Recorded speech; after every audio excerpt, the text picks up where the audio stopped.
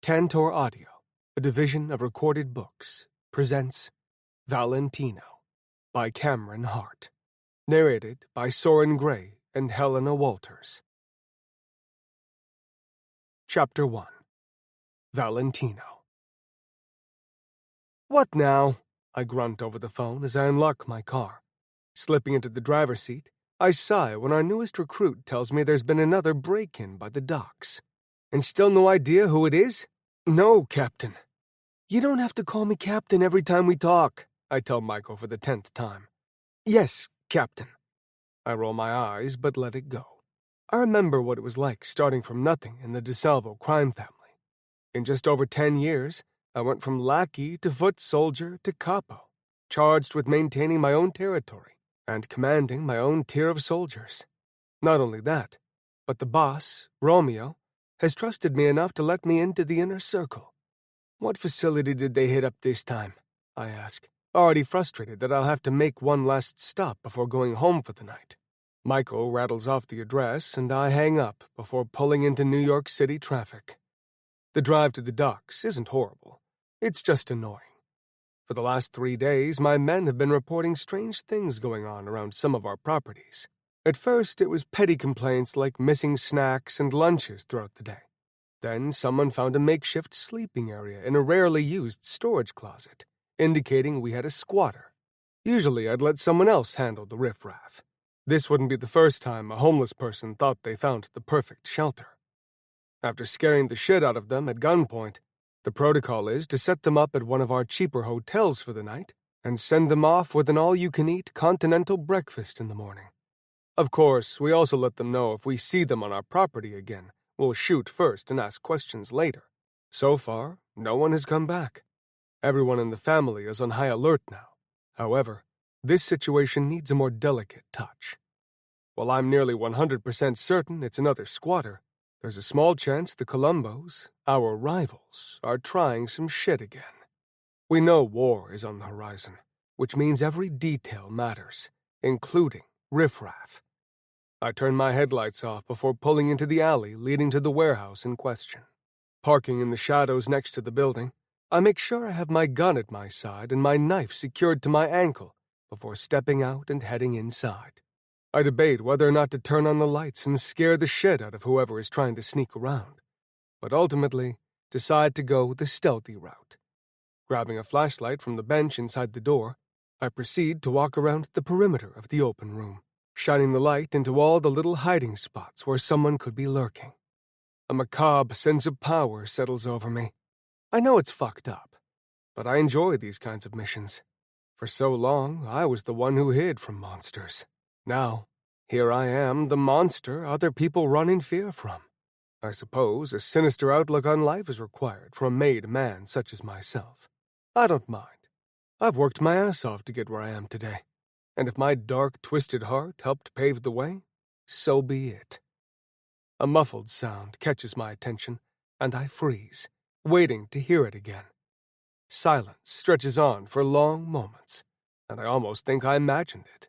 But then, I hear it again, clearer this time. A sneeze.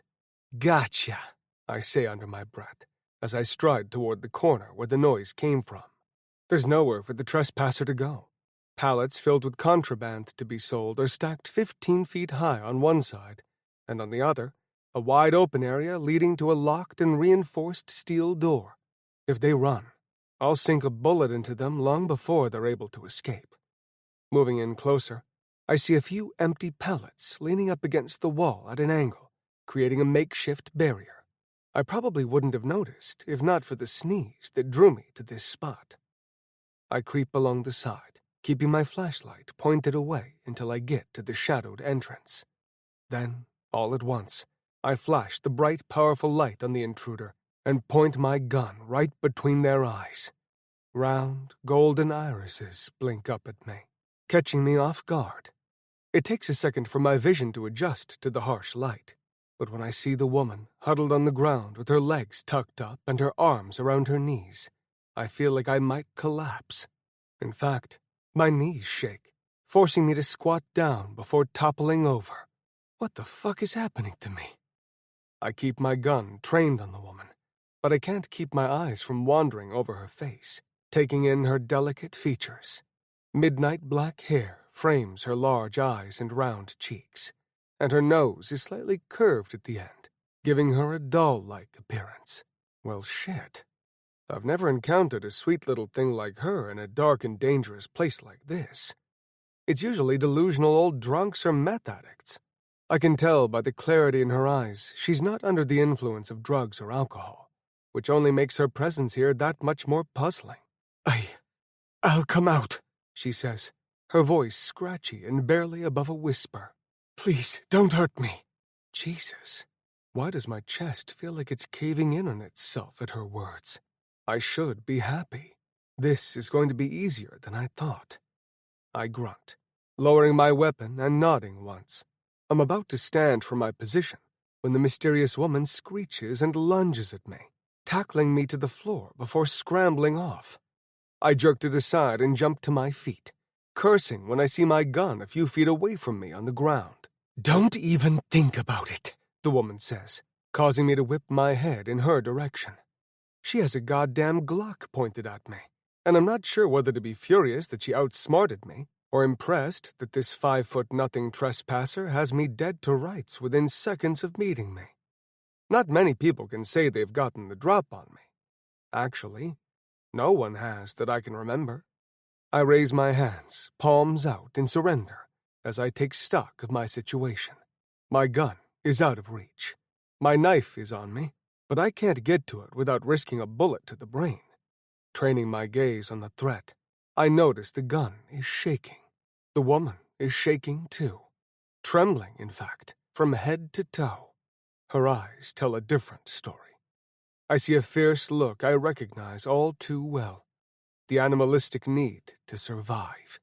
A golden flame flickers in her irises, a warning to anyone that her light won't easily be extinguished. I've no idea who the hell this woman is, though the more I look at her, the more familiar she seems. Still, I know she's seen some shit. She's fought for her life from the moment she was born, and she managed to claw her way out only to come face to face with a Mafia captain and his gun. She's the exact kind of wild card with nothing to lose that I was at her age. Maybe that's why I feel this inexplicable connection to her. She's young and terrified and angry at the world, and some part of me has the crazy urge to be the one person she can trust. I take a step forward, my hands still up in surrender, and the woman shoves her weapon further toward me, though it slips from her sweaty grip slightly. You're going to hurt yourself more than me with that thing, I tell her, playing everything off like it's no big deal. She's desperate to project confidence and control, so letting her know I'm not fazed is key. Bold, for someone with a gun pointed at their head, she quips. I'll give her credit. Her voice is steady and full of venom. I hate to break it to you, Princess, but this isn't the first time I've had a weapon drawn on me. Her face turns pale, those round eyes growing impossibly bigger at something I said. How did you... I take advantage of her apparent confusion and move a few steps closer. How did I what? I ask smoothly.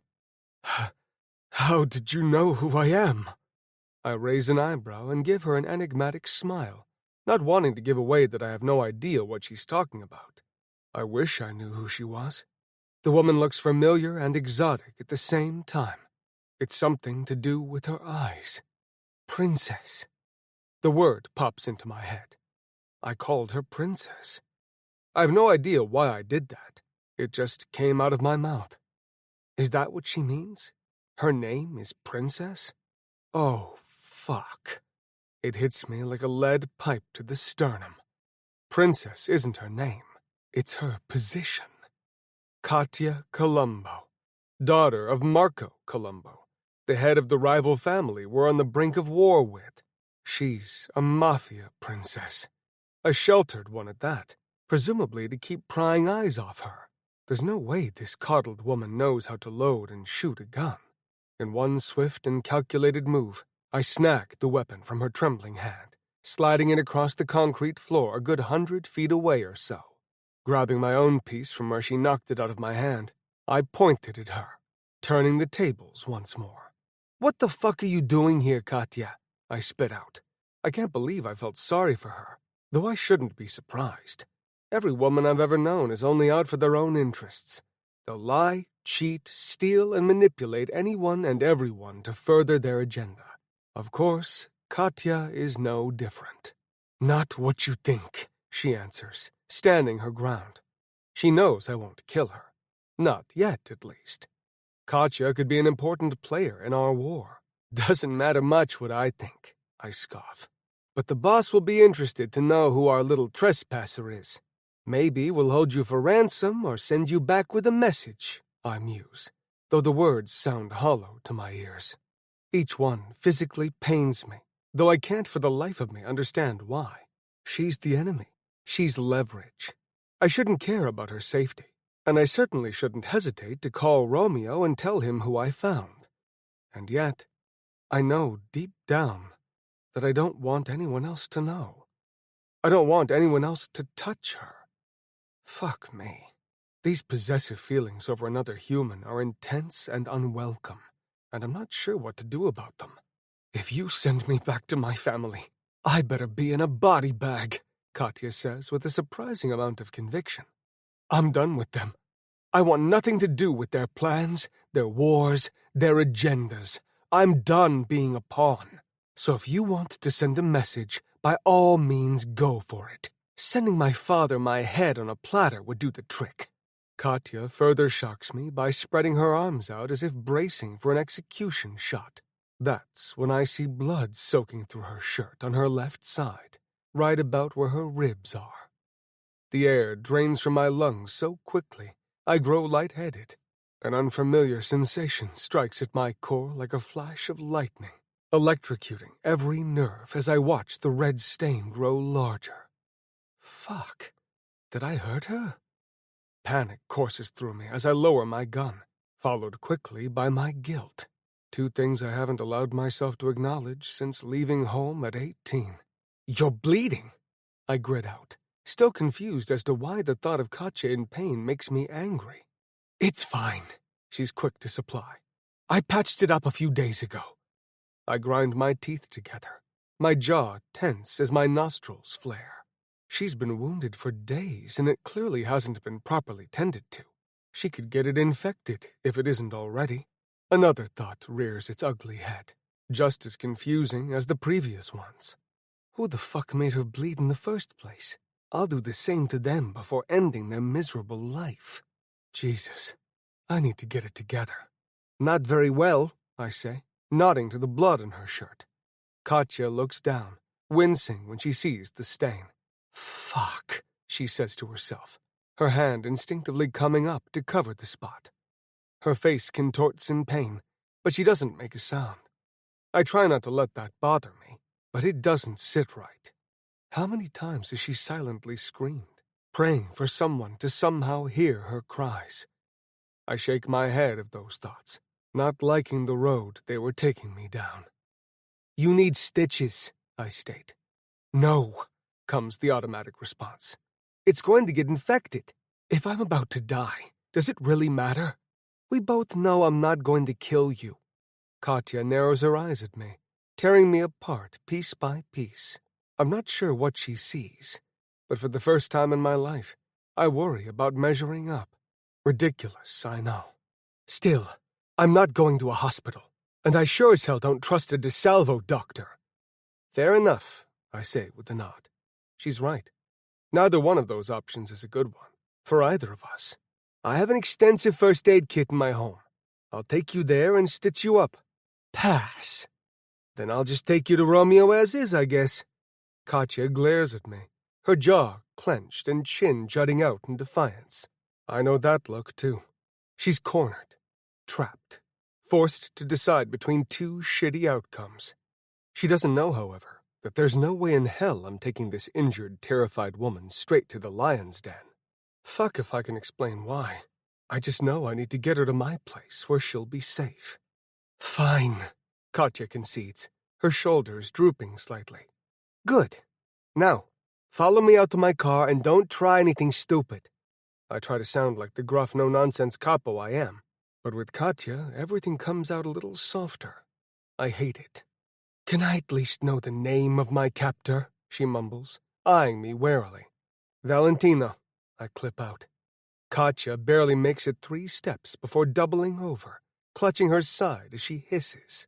I'm next to her in an instant, and before I even realize what's happening, she's in my arms, cradled against me.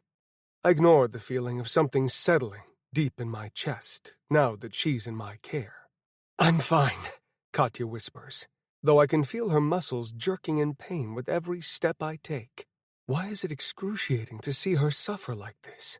I want to absorb her trauma, whatever it may be, and make it my own so she never has to feel this way again.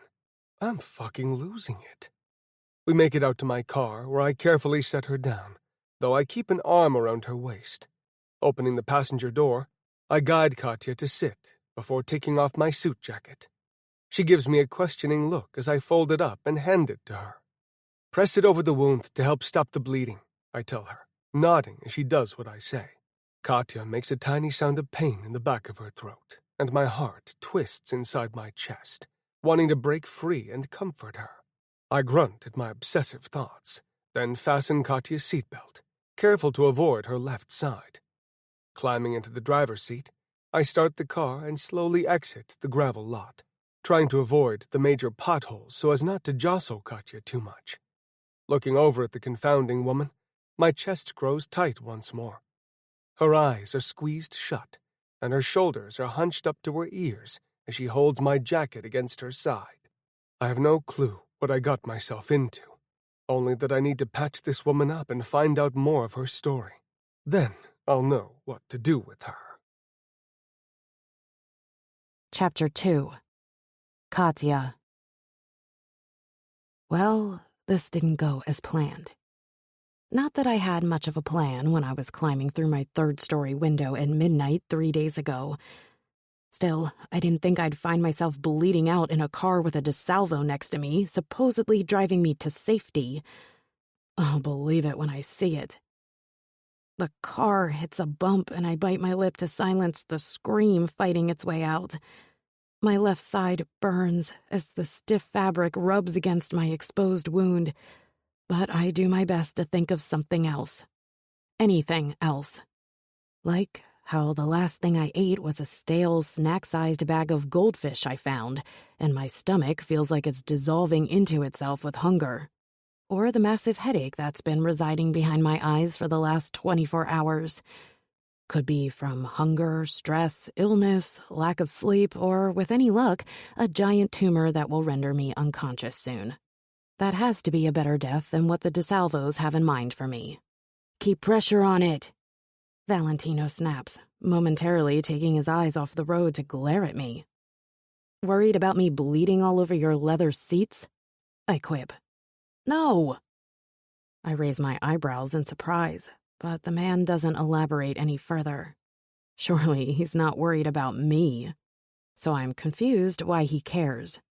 The car in front of us honks, then slams on its brakes, causing Valentino to do the same.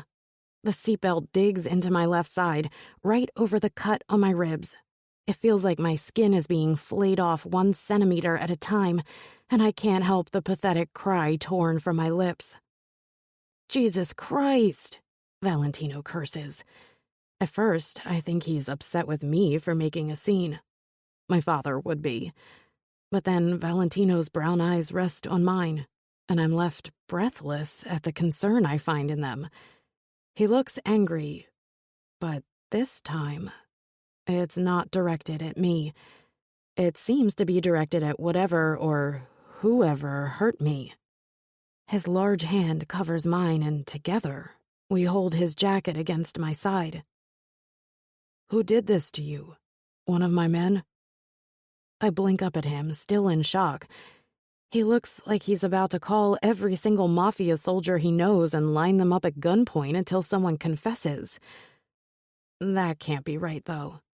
This man has no reason to be protective of me. No.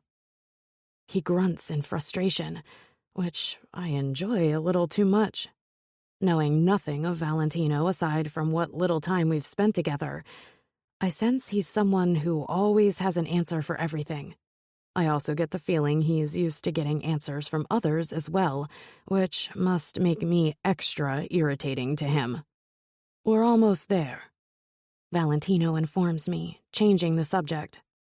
A few minutes later, we pull into a gorgeous home tucked away on a decent-sized estate. The landscaping is flawless, and I find myself gaping at the trees and lush greenery as we wind our way up the long drive. Valentino parks and jumps out of the car, hardly giving me time to take a breath before he opens my door. I swing my legs out and stand, only to be immediately scooped up in Valentino's arms. My body instinctively curls up against his, and despite knowing better, I cling to the massive man currently cradling me in his embrace. For just a moment, I soak up the strength and power emanating from him, letting myself feel safe and cared for. When we get inside, the confusing man sets me down on his table. I make a move to jump down, but he gives me a stern look that has me feeling all sorts of unfamiliar emotions. Why does he have to be so sexy? Ugh, it's so dumb that I'm even aware of his looks. But it's hard not to notice when he's a foot taller than me, rippling with lean muscle, covered in ink, and giving me possessive glances with his deep brown eyes. It doesn't help that his nose and cheekbones are perfectly angled, or that the slight stubble on his jaw makes him look impossibly gruff and refined at the same time. "Here," he says, handing me a mug. I was too lost in my silly fantasy to notice Valentino grabbed a few things from the kitchen, including a first aid kit. I take the mug, scrunching up my nose when I see the tiny amount of amber liquid inside. "What is it?" "Bourbon," he answers before taking a swig straight from the bottle. "You'll need it." "I'm not old enough yet," I say for some stupid reason. Valentino freezes, then slowly sets the bottle down. "How old are you, Katya?" he asks, his voice deeper than before. 20. Something like relief spreads over his face, though he schools his features quickly. Weird. "Close enough," he states, nodding to the mug in my hand. Not comforting words coming from the man who's about to give me stitches. I grumble. I swear I see the barest spark of amusement in his eyes, but it's gone before I can be sure. I hold my breath and take the shot, frowning as the liquid burns its way down my throat and into my stomach. "Good. Now lie back and lift your shirt." I balk at him, but he rolls his eyes. "Don't be weird about it. Just lift the hem enough to show me the wound." I do as he says, resting my back against the cool tabletop and inching my shirt up. The cut is only a few inches below my bra line, and I hesitate slightly before taking the whole damn shirt off. Didn't think the first time someone saw me in my bra would be like this, but hey, for girls like me who come from families like mine, it's not the worst way for it to happen. "Jesus," Valentino hisses, sitting down on a nearby chair and scooting it closer. He leans forward on the table, hovering his fingers above the 3-inch cut. "What happened? Who did this to you?" he asks again. "Does it matter?" Valentino frowns at me but takes the hint. He gets to work disinfecting the wound, which isn't so bad. At least this pain is productive. When he presses on the wound and pushes my skin back together, however, I howl in pain. "It's okay," he soothes. "Easy for you to say." I grit out. "It's not as bad as I thought. You'll just need some butterfly bandages and antibiotic cream." "Told you I had it handled." "You didn't let me finish," he scolds, returning his attention to my side. "It's not as bad as I thought, but left alone any longer, you'd risk infection and a nasty scar." "Wouldn't be the first one, Doc." He pauses, taking a second to let my response sink in. I don't know why I told him that. Thankfully, Valentino doesn't say anything. I'm not a doctor, he informs me as he takes out several small butterfly bandages and lines them up on the table. But I learned how to take care of injuries at a young age. I had a lot of practice over the years on myself and my mom. His confession is as heartbreaking as it is surprising. Valentino looks shocked and slightly embarrassed at what he just said. Without thinking, I rest my hand over his, squeezing gently. I'm so sorry, I whisper, meaning every word. I understand more than he knows, and I hate that he had to go through that. No one deserves to be treated that way. And I can't imagine being the kid in that situation, having to take care of your parent. I didn't mean to tell you that, he says, sounding flustered. It's not like my family is much better. I mean, you've met some of them, I assume. This earns me a snort, which I'm considering a win. I wonder if Valentino ever smiles, or furthermore, if he ever laughs. I have the sudden need to hear it. I bet it's contagious. Tell me what happened. He commands more than asks. I told you something about me.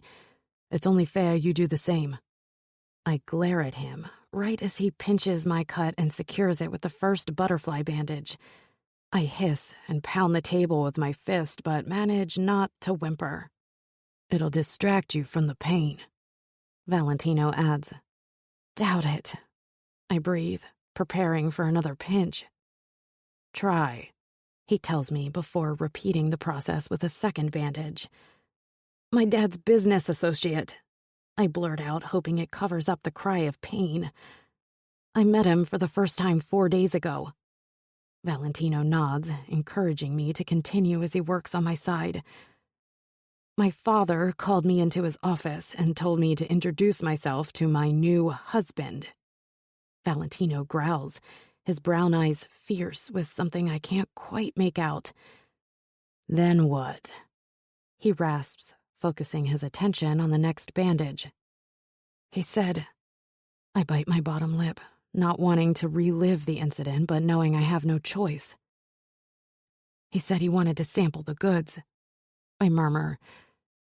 My dad was right there, sitting in the corner. I say with more conviction. He watched Rafe grab me and just sat there. Fucking bastard. Valentino snarls. Did he? Fuck, princess. I don't know how to ask this. Brown eyes meet mine, pleading with me to tell him the truth. No one has ever cared this much about me, and it's perplexing and overwhelming to think it's coming from my family's sworn enemies.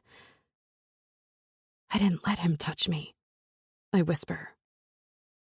Not like that. Thank fuck, he says softly, true relief flooding his eyes. As if the rest of my statement is just catching up to him, Valentino's eyes turn from reassured to pure rage. How did he touch you then? I wave my hand over my side, showcasing the answer. He wrapped his hand around my neck and tossed me into a side table. I broke a lamp and landed right on the biggest shard of ceramic. And your father just let it happen? He asks as he places a large Band-Aid over the 4 butterfly bandages holding my cut together. Valentino helps me sit up, then takes a seat in his chair, his eyes locked on mine and waiting for an answer. He was concerned when I fell, but only because visible scars are unacceptable. If I cut my face, he probably would have sent me to a plastic surgeon. How can he just... Damn it! He grunts, taking a deep breath. That's insane, Katya! Indignation spikes my heart rate as it flows through my veins. You seriously don't believe me? I spit out. I didn't even want to tell you in the first place, and now you're calling me crazy? How? I believe you, Valentino says, cutting me off. He holds my gaze, those deep brown eyes lulling me into a sense of safety, almost against my will. I believe you, Katya, he says again, his hand resting on my hip. I'm all too aware I'm only in my bra and pants, but there's nothing I can do about it now. The rough pad of his thumb caresses my bare skin in a calming gesture, and it feels far too good. I'm not sure he's even aware he's doing it. I'm sorry you had to experience that. For the 10th time today, I'm left speechless and bewildered by this man. He's apologizing for my pain? Tears rush to the surface, and I try blinking them away before they drown me completely. I can't do this right now. I can't break down in front of Valentino.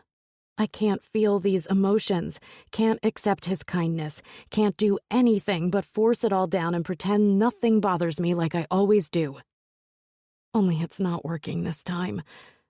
My teeth chatter as my eyes fill with tears, but still, Valentino never looks away. Slowly, so slowly, he lifts his hand toward my face, giving me plenty of time to back away. I don't want to, though. I'm desperate for more of his attention, more of his surprisingly tender touch. Valentino cups my cheek, brushing away the first tear as it falls. "You're safe here," he murmurs. I shake my head no, unable to believe him even if I want to. For how long? Something dark flashes across his eyes, followed quickly by a practiced look of indifference. I recognize it all too well. Valentino drops his hand from my cheek and stands, taking a step back as if being close to me is now dangerous. "I'll check on the wound in the morning and change the Band-Aid," he says matter-of-factly. He's back to being cold and businesslike, which is probably for the best. We both shared some shit in the heat of the moment, but it's wiser to shut up and keep our distance. "I won't be here in the morning," I point out, gingerly climbing down from the table. I ignore Valentino's hand as he reaches out to help. "Of course you will. You'll be staying here tonight. Your room is the second door on the left." "Excuse me?" I question. I gather up my bloody shirt from the table, not wanting to put it back on, but also not wanting to be this exposed. I ball the fabric up and hold it in front of my chest, attempting to cover as much skin as possible. "Oh, did you have other plans tonight? Another warehouse with better accommodations, maybe?"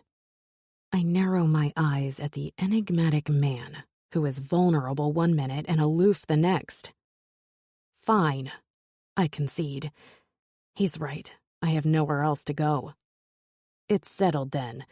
Bathroom is across the hall. Don't get your bandage wet, but you can clean up. I'll put some clothes outside." I nod as my stomach lets out an embarrassing growl.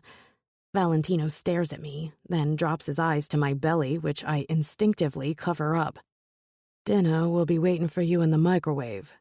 Heat it up when you're ready. I'll be retiring to my room for the night."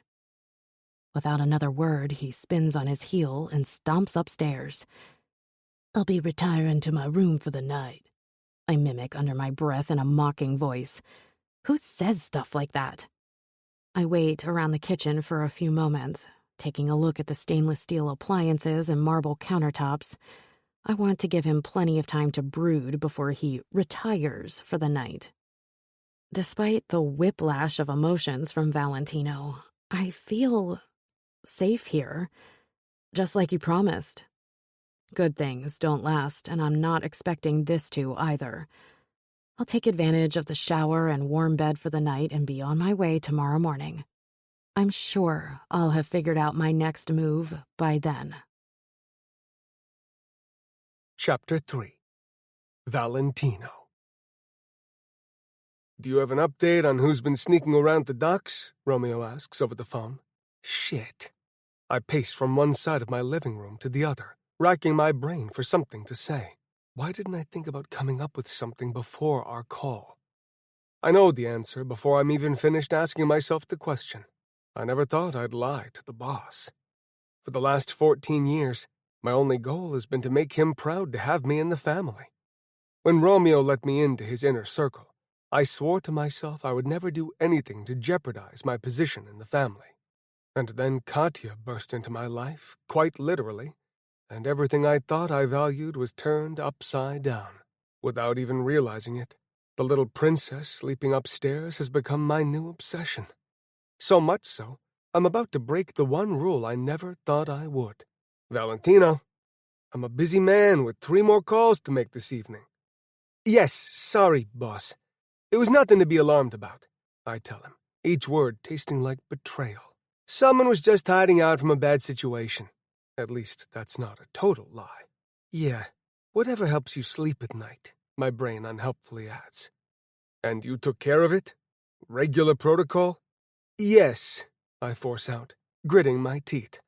Romeo is silent for long moments, and I'm sure he's about to tell me I'm a fucking liar and strip me of my position. Hell, even exile me completely. Except men like me, men at the top who know sensitive information, don't get exiled. We get executed. My heart hammers away in my chest, though I manage to control my breathing. I've gotten quite talented at shutting down any emotion, including fear. Good, Romeo finally says. The panic clawing its way up my throat slowly recedes. That's good to hear. I was concerned it was a fucking Columbo goon. Nope, definitely not a goon. Another partial truth that does little to allay my guilt. Good, he states again, sounding a bit distracted. He's already moving on to the next phone call he needs to make, so we say our goodbyes. I let out a relieved breath once he hangs up. Fuck me, I mutter under my breath. What the hell am I going to do about Katya? I can't seem to let her go. Any outcome other than staying under my protection is unacceptable. No way in hell am I sending her back to her piece-of-shit father and the degenerate man he promised her to. I also can't bring her in front of Romeo, not only because he'd know I was lying, but also because I don't want her to be a pawn in this war. She's been objectified and manipulated her entire life to be whatever her father wants. I can't explain it, but I'd rather take a sucker punch with brass knuckles than put Katya in a situation like that ever again. A soft noise catches my attention, and I look in the direction of the stairs.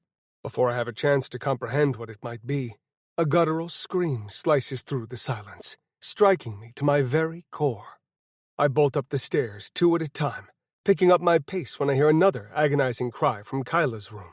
Without hesitation, I fling the door open, not sure how to comprehend what's happening. She's thrashing around on the bed, her eyes squeezed shut even as tears stain her cheeks. "I'm sorry," she pleads, her voice scratchy from crying and yelling. I approach the bed with caution, not wanting to scare her, but needing to fix this, to protect her, even from the nightmares in her own head. "Katya," I say soothingly, climbing onto the bed with her. Her hair is matted down with sweat, her face blotchy and twisted in pain. "You're safe, princess. It's just a dream." I try holding her hand to comfort her, but she shrinks away from my touch. Jesus, it hurts to see her afraid of me, but I know it's not intentional. Whatever dream she's having has swallowed her whole. She jerks to the side, and that's when I see a blood stain on the shirt of mine she's wearing. "Damn it," I rasp. She ripped her bandage off during all of this. I need to stop her before she hurts herself anymore. I move closer to the terrified woman, then gather her tense body up in my arms, holding her against my chest. Jesus, she's trembling, and fear radiates off her in waves. "Katya, wake up," I whisper. "Wake up. It's not real." She furrows her brows, and her movements become less jerky. "You're safe," I continue, talking to her in soft, calming tones. "I'm right here. I'll protect you from the whole goddamn world." Katya stills in my arms, then opens her eyes, which are filled with confusion. What happened?" she murmurs, sounding strained.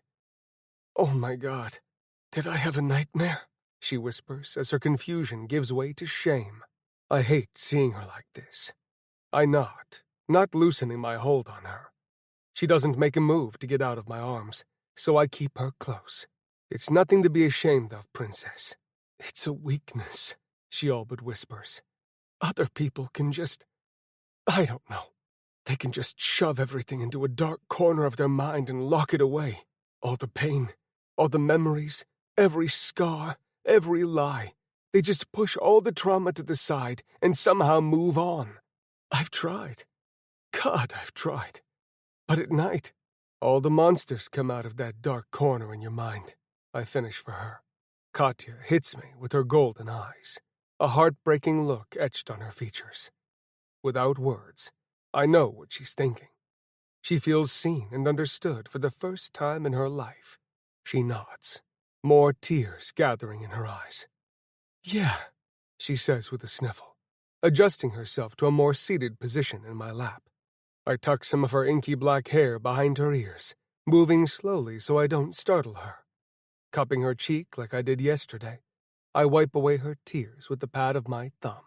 Her skin is silky smooth, and Katya tugs at my already shattered heart when she leans into my touch, nuzzling against the palm of my hand. I guide her to rest against my shoulder, and she does, curling up and tucking her head in between my neck and shoulder. Combing my fingers through Katya's long hair, I hold her close, just letting my presence be enough. Her quiet sniffles turn into sobs as she fists my shirt, her tears wetting my skin. I gently cup the back of her neck, keeping her close while stroking her back with my other hand. I have her all wrapped up so nothing can hurt her ever again. I can't, she chokes out. Can't what, baby? I'm not sure where the term of endearment came from, but it fits. Can't cry, comes her muffled response. I don't know. You seem to be doing a good job of it right now, I tease. Katya pops her head up from where it was buried in the side of my neck, glaring at me with her gorgeous eyes. I didn't mean I couldn't physically cry, she says, narrowing her eyes even more. I just meant... Katya trails off, looking over my shoulder instead of meeting my gaze. I mean, I can't handle it all crashing down. If I feel one thing, I have to feel them all. And I can't. I just can't. Her confession resonates with something deep inside me. And at this moment, it's just Katya and me, connecting on a level that's excruciatingly raw, yet healing at the same time. The only way out of the fear is through, I whisper. You can't avoid the bad, scary, and devastating things that happen to you. Not unless you want those memories to jump out and pull you under when you're most vulnerable.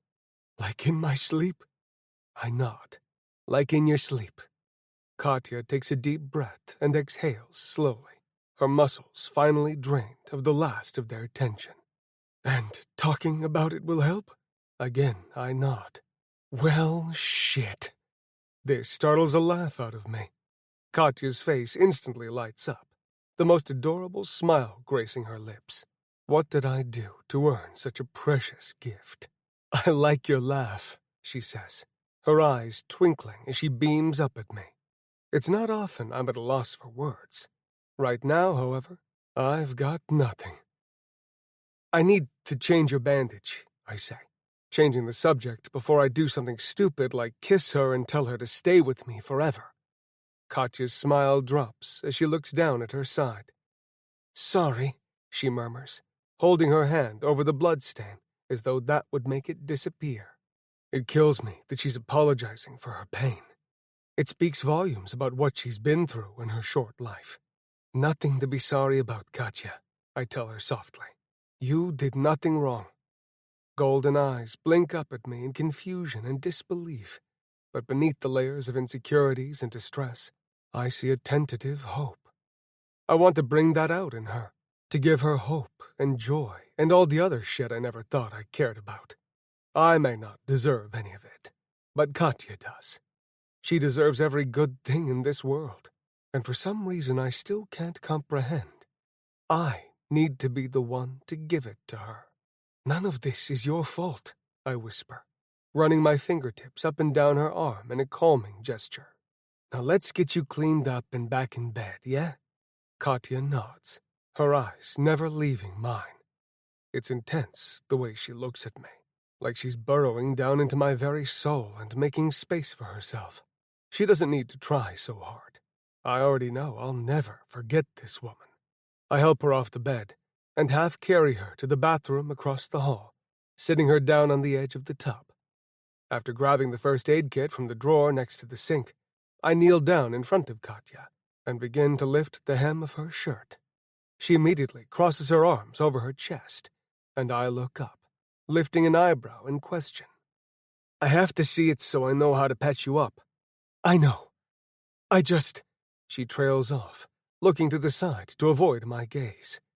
Finally, Katya sighs and drops her arms to her sides. I'm not wearing a bra, she whispers.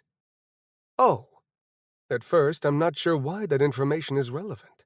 I didn't think about it, but it makes sense that she wouldn't sleep in a bra. Oh, I say again, once I realize what the issue is. She has to take off her shirt for me to have access, which means... It's fine. I mean, I know it's not a big deal, she rushes to say, her cheeks glowing red. I just haven't ever shown anyone. I mean, it's not like I've even had... Oh my God. Never mind. Katya finishes her outburst by covering her face with her hands. What the hell just happened? What is she talking about? Then it hits me. More like bludgeons me. I've never shown anyone. I've never even had... Jesus, this woman is killing me. Never thought I had a possessive bone in my body until now.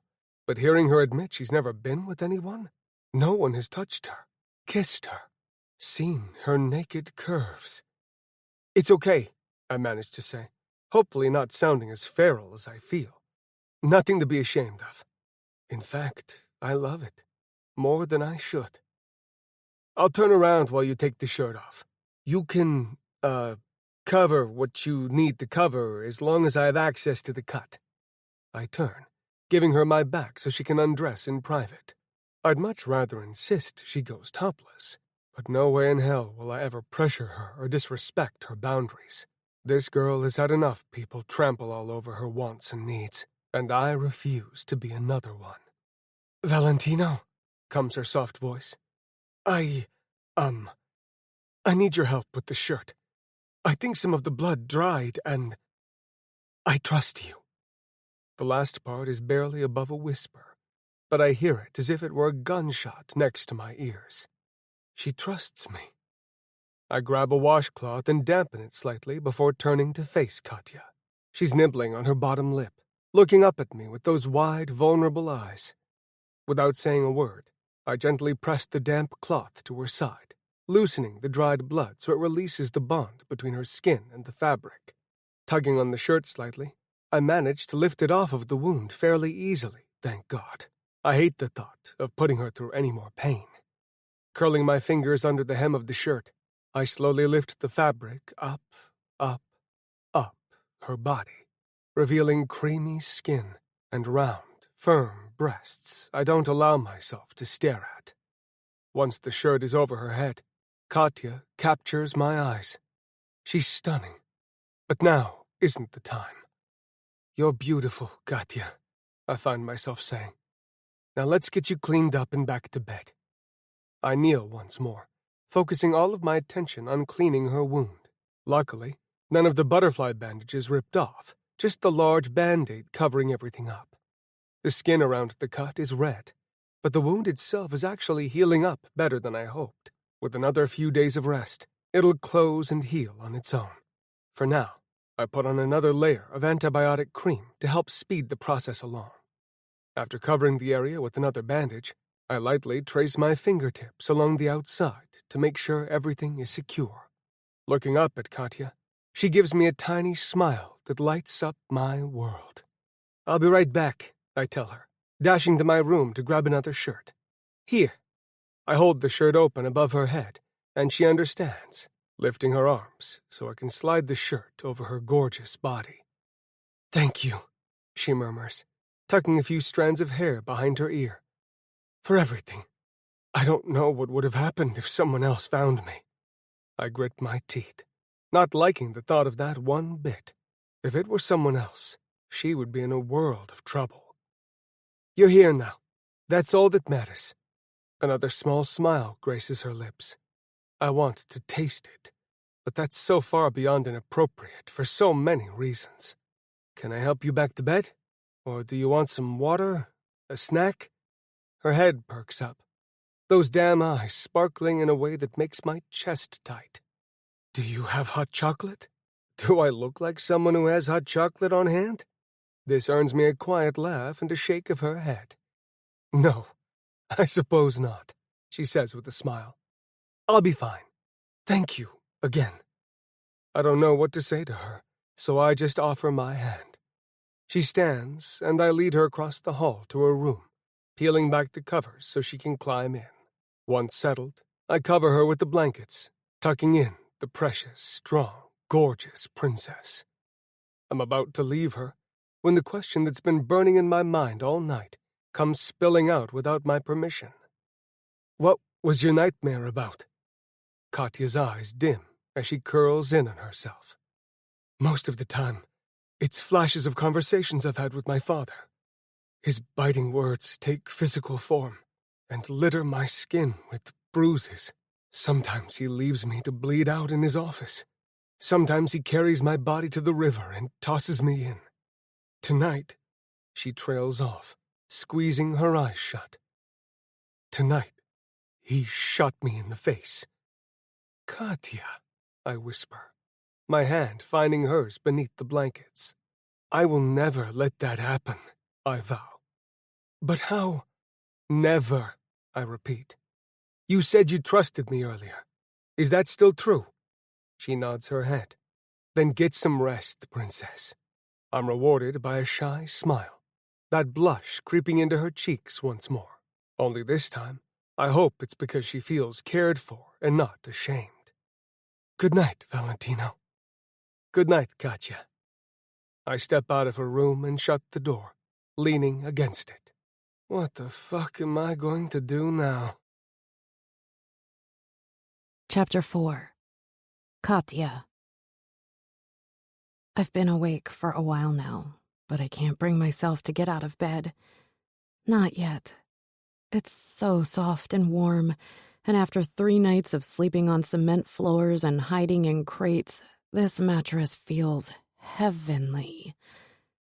Rolling onto my back, memories of last night slowly rise to the surface. I was sound asleep, more at peace than I can ever remember.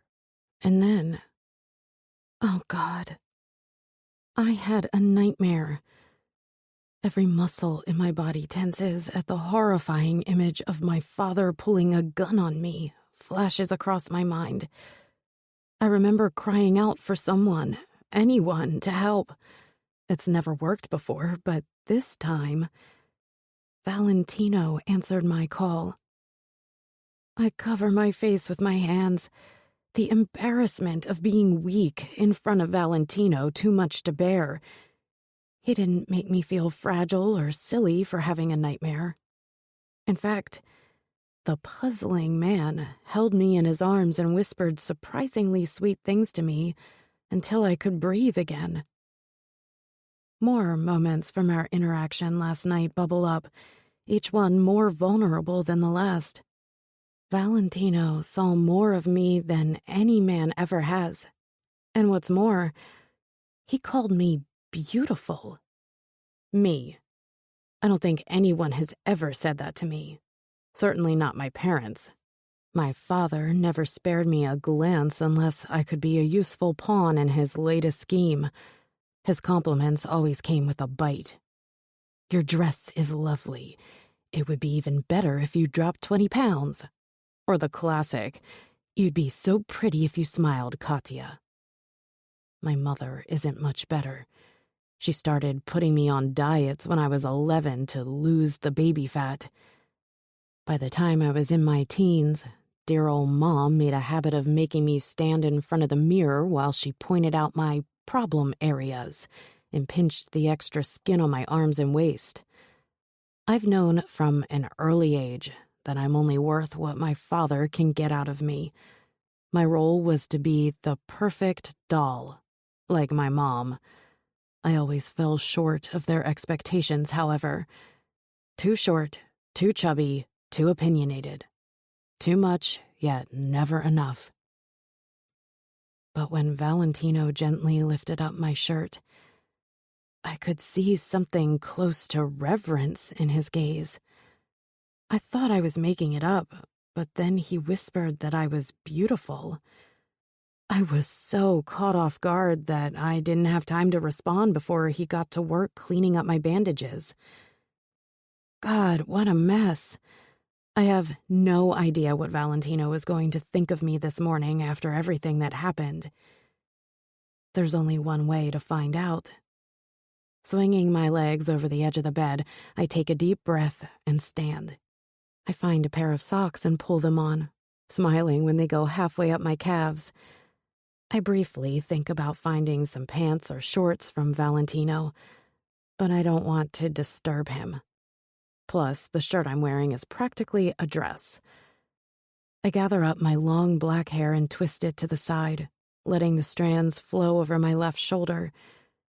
Taking one last cleansing breath, I turn the doorknob and peek into the hallway, relieved to see I'm alone. Tiptoeing out of my room, I head to the stairs and descend, pausing on the bottom step when I see Valentino in the kitchen. My palms grow sweaty and my heart kicks into high gear as I make my way in that direction. He doesn't see me at first, giving me time to study his silhouette.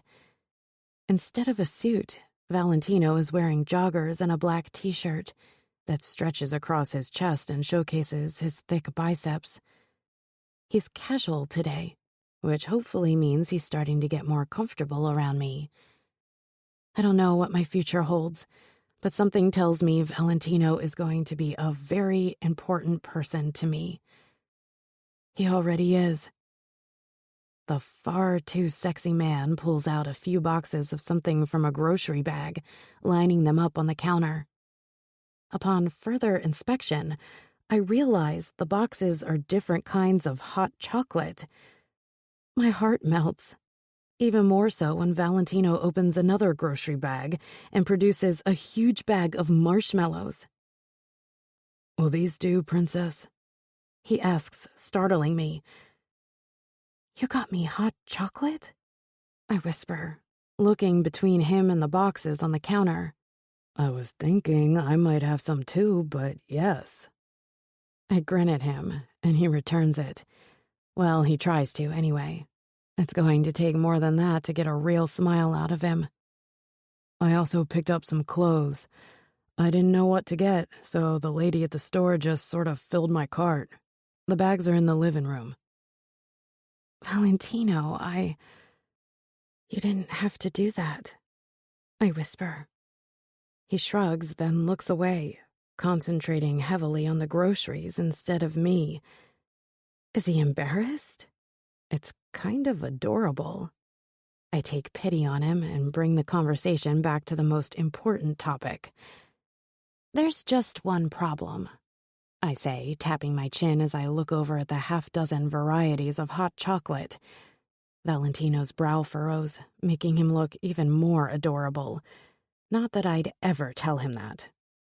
"I prefer my hot chocolate with whipped cream and sprinkles. Like a princess," I tease, crossing my arms over my chest. Valentino gives me a playful look, then empties the rest of the grocery bag onto the counter. He has 3 kinds of whipped cream, all different kinds of sprinkles, as well as mini chocolate chips and mini butterscotch chips. "Will this satisfy your sugar craving?" he asks, knowing full well he went above and beyond. I nod once. "It will suffice," I declare, bringing a spark to Valentino's eyes. "Now let's get to making some masterpieces," I say, rubbing my hands together as I survey my options. Dark chocolate, white chocolate raspberry, milk chocolate and mint, caramel swirl, peanut butter chocolate, and candy cane hot chocolate all stare back at me. I open the dark chocolate box and pluck out a packet. Looking over my shoulder, I see Valentino standing there, shifting his weight from foot to foot. "Which one do you want?" I ask, waving my hand in front of the selection. What do you recommend?"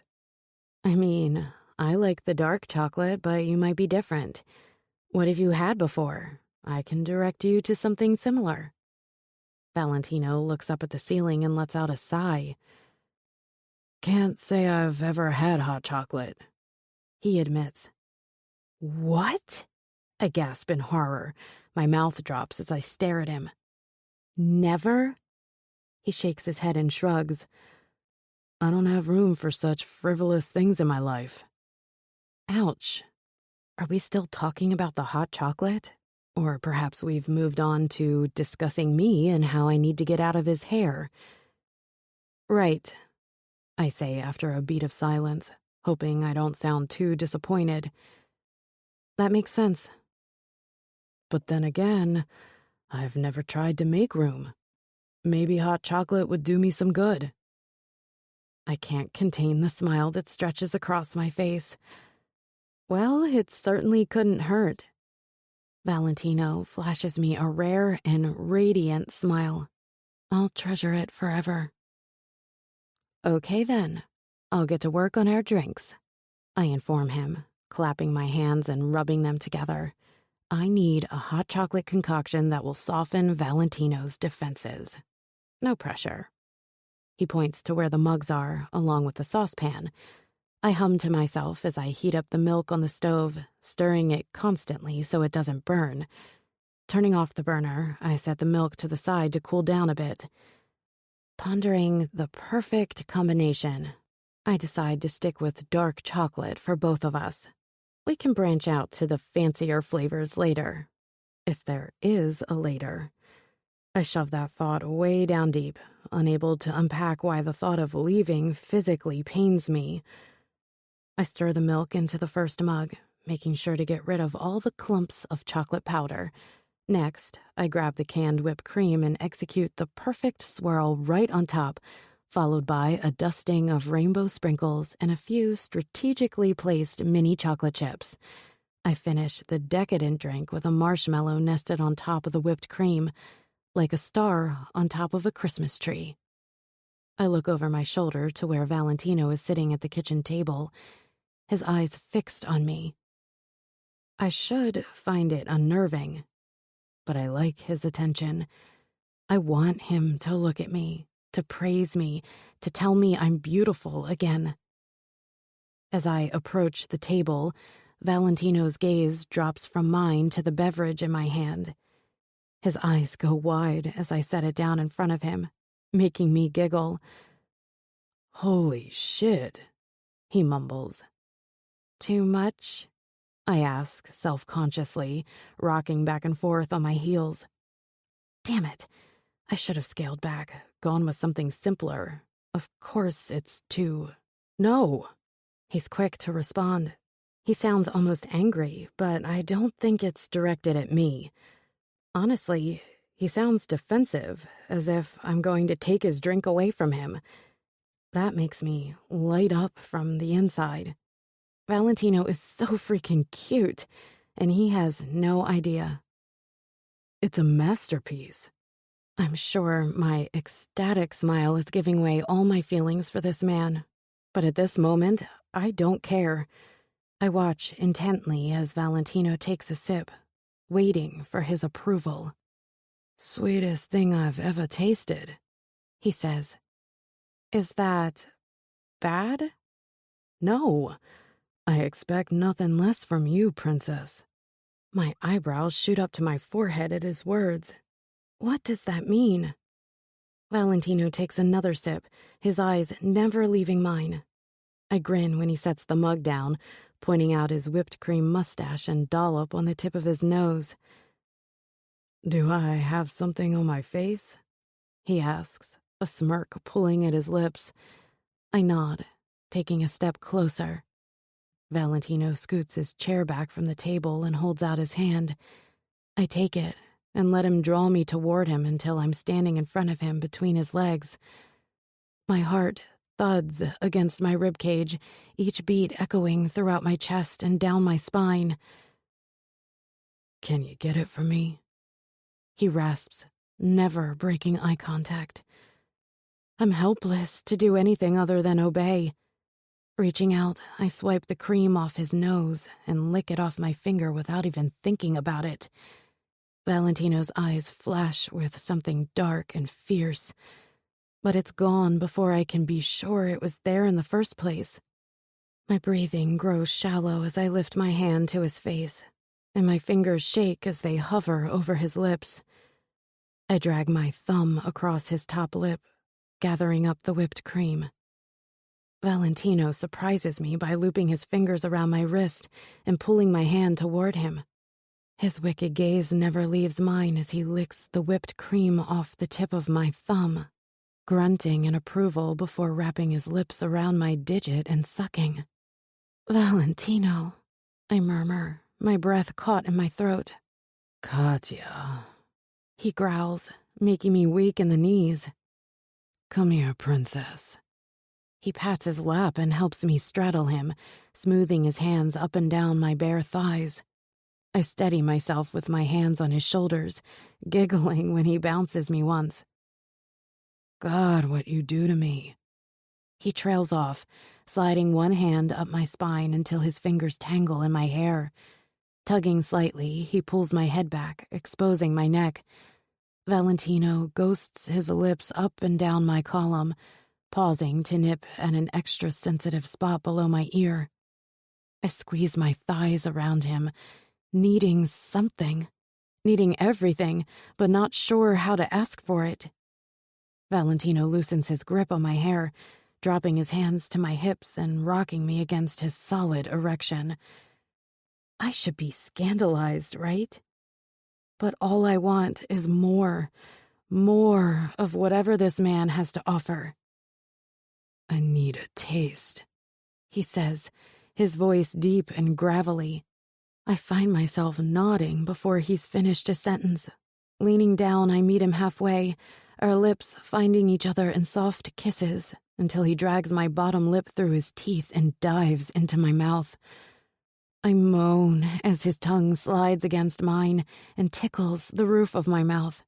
Each stroke winds me up tighter and tighter. I grind my soaking wet center against his thick dick, a shudder running through me at how huge and hard it is. We break for air, and Valentino rests his forehead on mine. Wow, I breathe. That was a mistake. He finishes for me.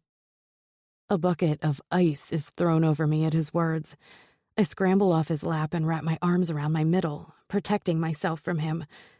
Valentino looks angry and hurt at the same time. "Do you really think that?" I whisper, trying to push back my tears until I'm alone. It doesn't matter what I think, he grits out. It was wrong of me to take advantage, inappropriate on all levels. Please accept my apology. Double ouch. I don't say anything, not trusting my voice at the moment. Valentino stands from his seat and clears his throat, adjusting himself so his erection isn't quite so prominent. He clearly enjoyed himself, so what went wrong? Help yourself to anything in the kitchen, he says, the cold, aloof tone back in his voice. I'm going to the gym downstairs and then off on an assignment. I probably won't see you the rest of the day. I nod, blinking back tears. Listen, Katya. I hold my hand up, cutting him off. Valentino sighs, running a hand through his hair, then turns on his heel and stomps down the hallway, presumably toward the basement. I'm left staring after Valentino, my fingers fluttering over my lips where I can still feel his kiss. I don't understand him at all. We made good progress with the hot chocolate, but then, I don't know. I honestly don't know what happened. Maybe he's just as broken and scared as I am. Maybe it was intense for him too. Like we shared more than just a kiss. He gave me a piece of his soul, and in return, Valentino kept a little piece of me. Focusing on breakfast, I try to shake my head of those thoughts. Besides, I have my hot chocolate bar to devour. I'll just have to enjoy my time here for as long as it lasts. Chapter 5. Valentino. I groan as hot water from the shower hits my skin, burning away the stress and confusion of the last few days. My muscles are sore, and not just from the grueling punishments I've put my body through at the gym several times a day. The pain is deeper than that. I ache everywhere, and I'm beginning to realize I won't feel better until I sort things out with Katya. God damn it. Pouring some body wash into the palm of my hand, I smooth it over my arms, chest, and torso, remembering the soft sweetness of her kiss. God, the way she gasped and moaned as I sipped from her lips, her luscious curves pressed against my hard muscles, her thighs spread out as she ground her hot little center over my— Stop it, I shout at myself, though I know it won't help. It's been 3 days since my world was flipped upside down with one little kiss. 3 days since we've had a real conversation. 3 days since I've touched, smelled, or tasted her. I successfully avoided Katya for the rest of that first day, though I worried about her having another nightmare. I set up camp outside her room until dawn, then caught a few hours of sleep before getting up for work. Yesterday, Katya left the room any time I entered, refusing to make eye contact with me. Before leaving for the afternoon, I set out a fresh bandage and some vitamin E cream to help with scarring. I was half convinced she'd be gone when I came back. However, the bandage and lotion were gone from the table, and the light was on in her room. There was evidence of freshly washed dishes drying in the rack as well. After a shower, I made my bed outside of her door again and settled in for another sleepless night. I startled awake this morning around 5 when Katya got up to use the restroom. I barely made it back to my room before her door swung open. I don't know what I would have told her if she asked what the hell I was doing. When she was safely back in bed, I got dressed and slipped out of the house, needing to do something. Anything other than deal with my thoughts and emotions. Usually, throwing myself into work erases whatever bullshit is going on in my life. But Katya is different. The more I try to ignore her, the more she pops into my head. Her smile, those fierce golden eyes, her soft skin and silky hair. It's all I can fucking think about. And it's messing with me. Yes, she's exquisite. With olive skin, midnight black hair, and eyes the color of honey. Katya is like a goddess of beauty and grace. But her looks are only a fraction of why I'm obsessed with her. Katya has been surprising me since the moment I laid eyes on her.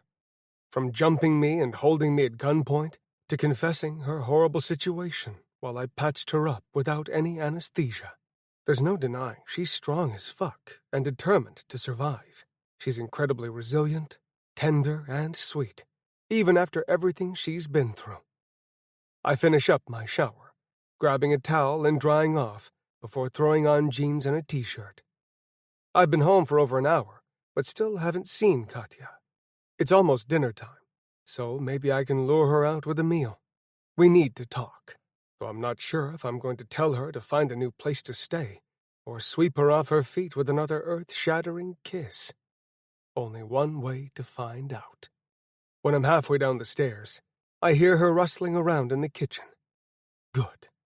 I won't have to hunt her down and force her to eat with me. The aroma of creamy Alfredo and seasoned chicken wafts past me as I reach the bottom step, and my mouth is watering by the time I get to the kitchen. Katya is stirring a pot on the stove, sashaying her hips as she hums to herself. She hasn't seen me yet, which gives me the opportunity to study her. The dark orange and pink light from the setting sun streams in through the kitchen window, reflecting off her hair like glitter as she sways.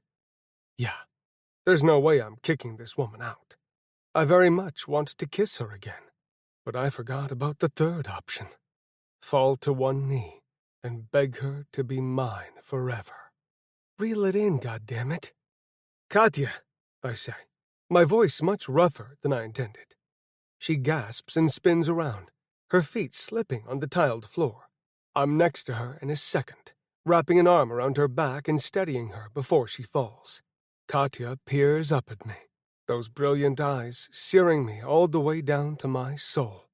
A million thoughts fly through my head as I stare into her golden depths. Stay. Be mine. Let me protect you.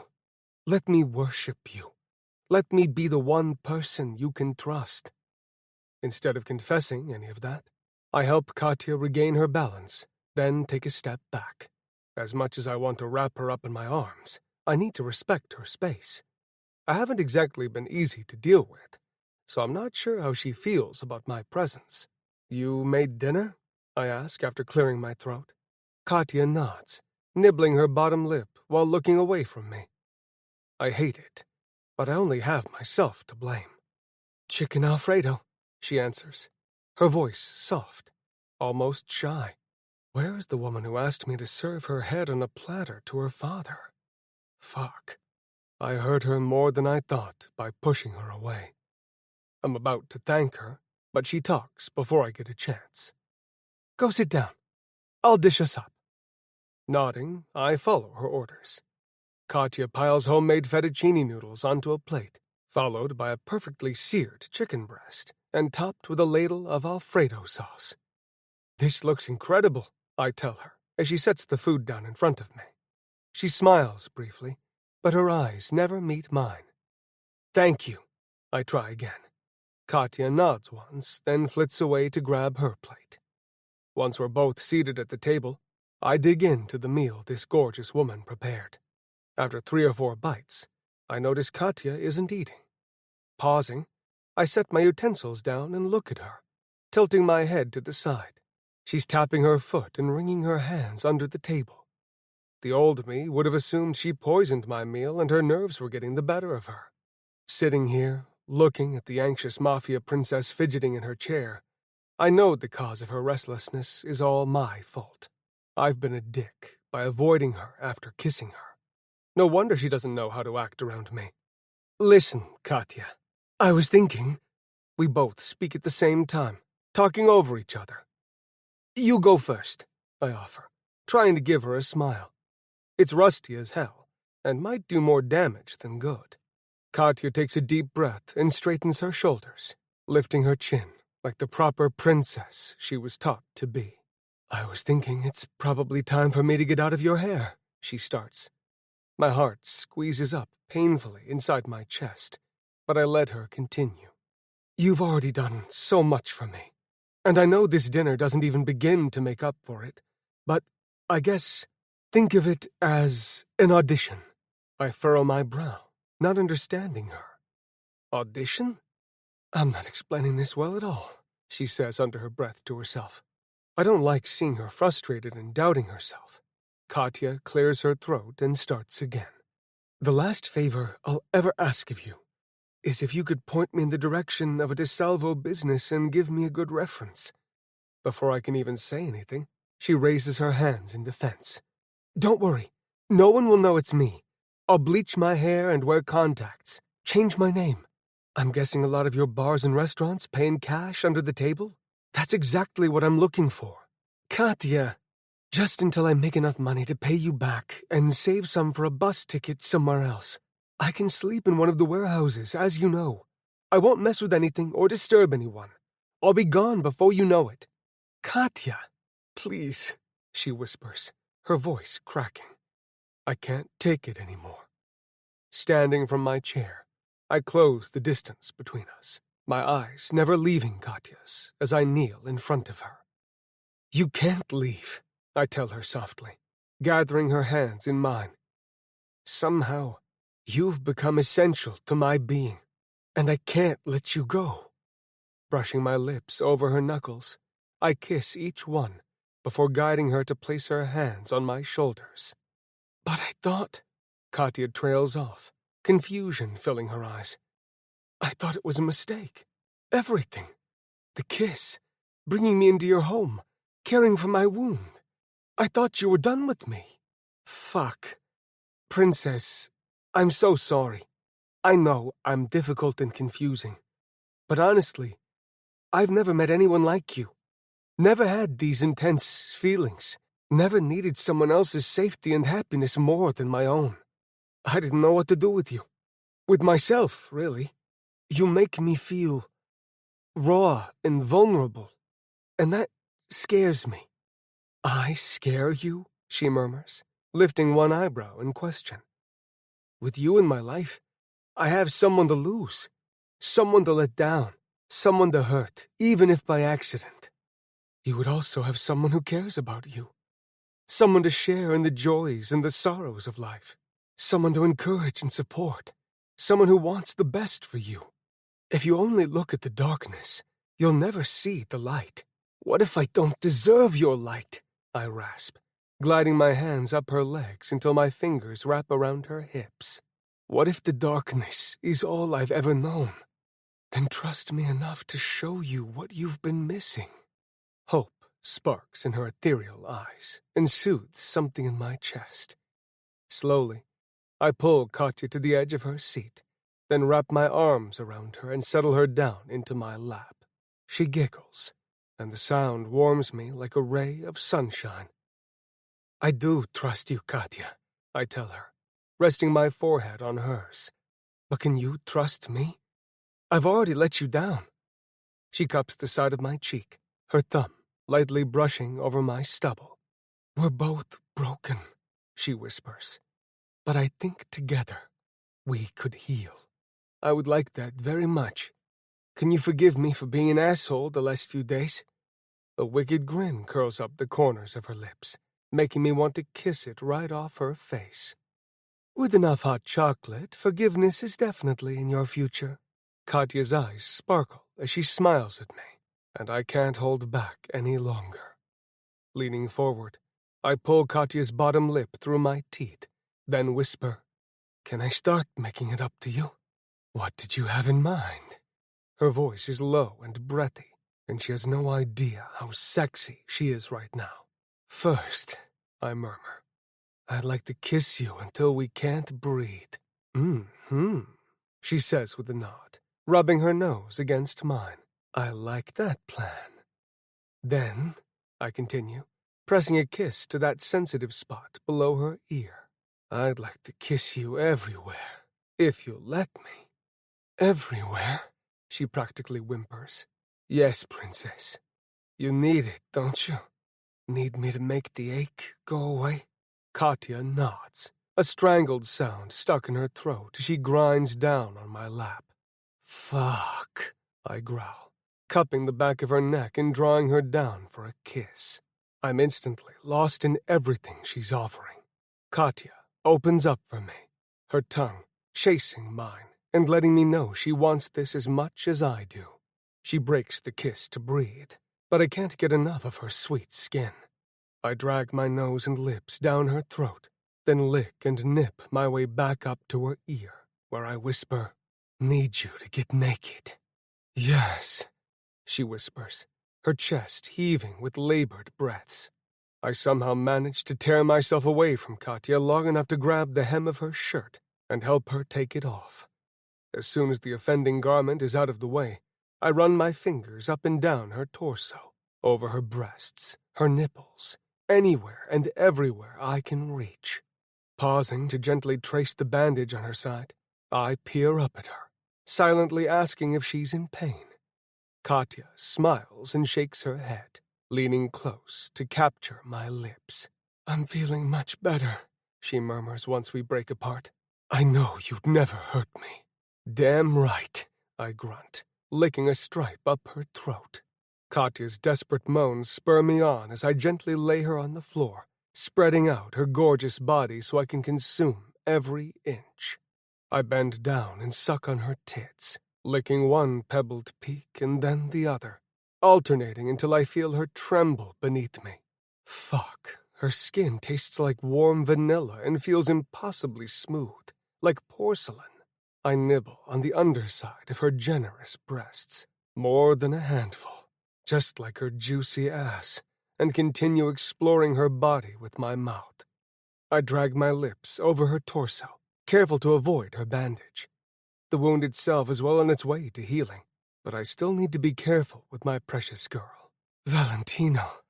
Oh, God. It feels. How does it feel, princess?" I growl into the soft flesh of her stomach. Like, Katya gasps and bucks her hips, thrusting up as I kiss my way down to her dripping center. I pause when I get to the waistband of my boxers that she's wearing, gripping it with my teeth and letting it snap against her skin. Tell me how it feels, I demand. Like my skin is on fire, she whispers. What else? I murmur as my fingers dip into the waistband and slowly pull the last piece of clothing down her legs, kissing her thighs and calves as I go. So much pressure. Valentino, please, it aches. I ache for you. Jesus, I breathe out through gritted teeth. I can make the pain go away, Katya. Do you trust me? I trust you, Valentino. Her sweet words are surpassed only by the sweet scent of her pussy. I nuzzle into her dripping cunt, memorizing everything about how she feels, how she smells.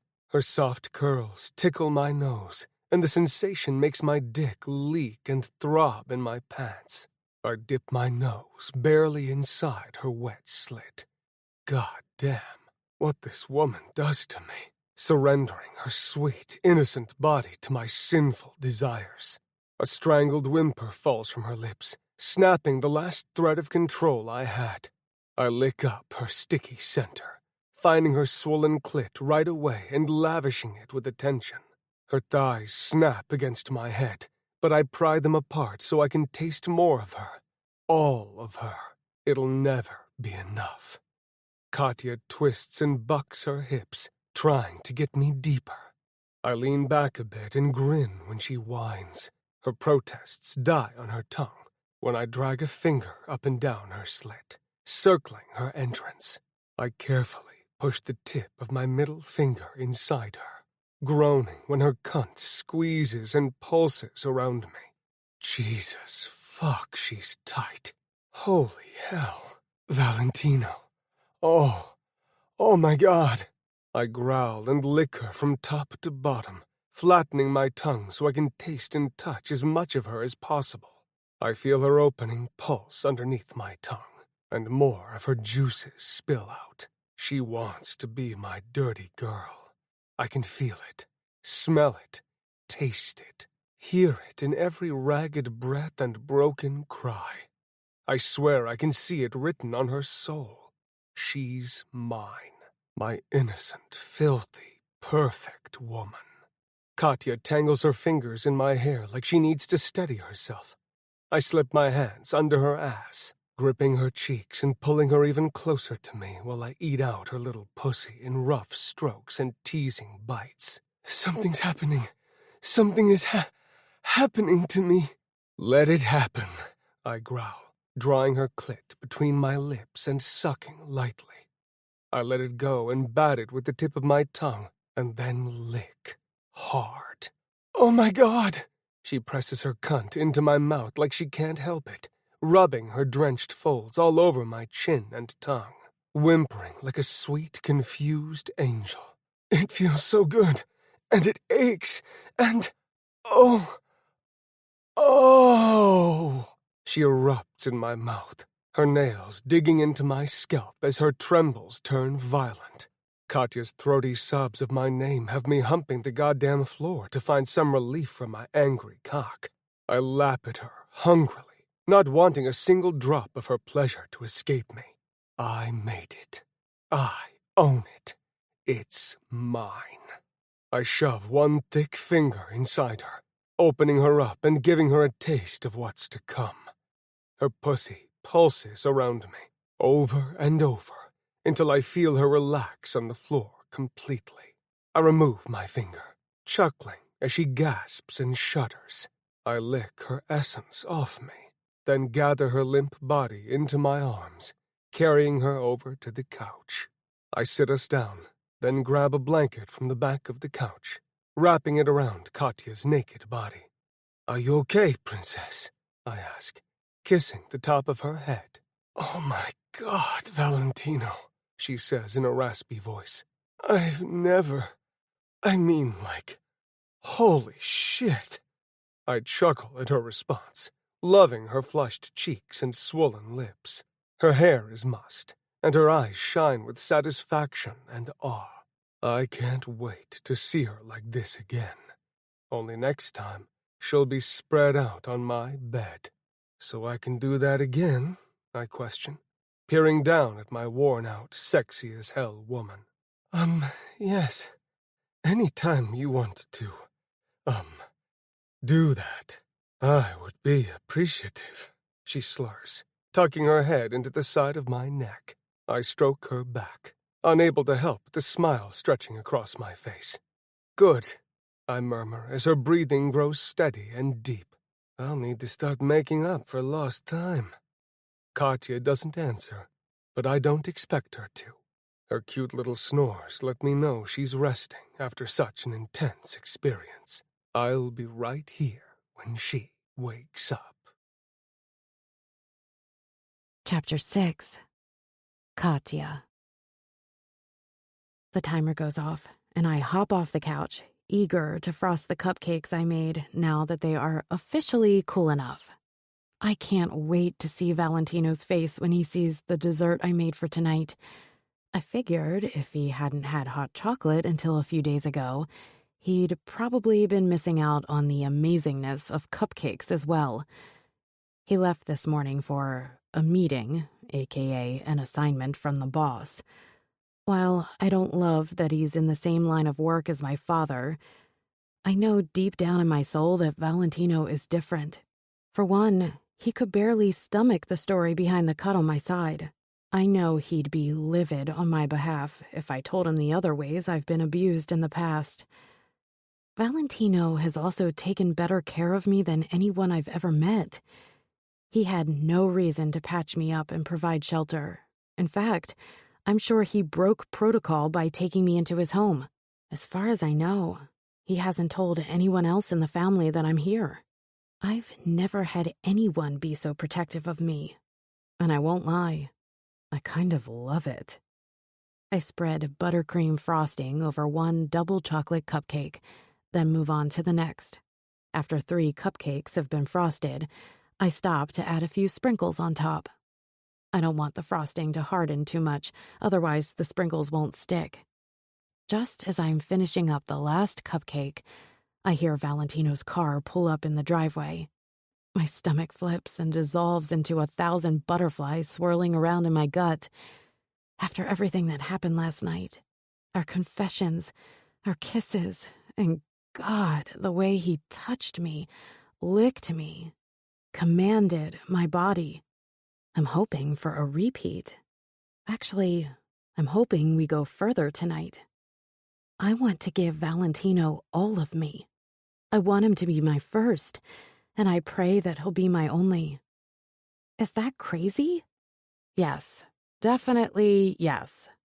That doesn't seem to matter, though. I crave more of him, more of his heart, more of his body, more of his painful secrets he's carried by himself for so long. The front door swings open, and my eyes immediately find Valentino's as he stalks through the living room toward me. I grin at him, unable to contain the giddiness I feel whenever he's in the room. Valentino steps up behind me and circles his arms around my waist, nuzzling into the back of my neck while I finish putting sprinkles on the last cupcake. I spin around in his arms, capturing his lips in a heated kiss.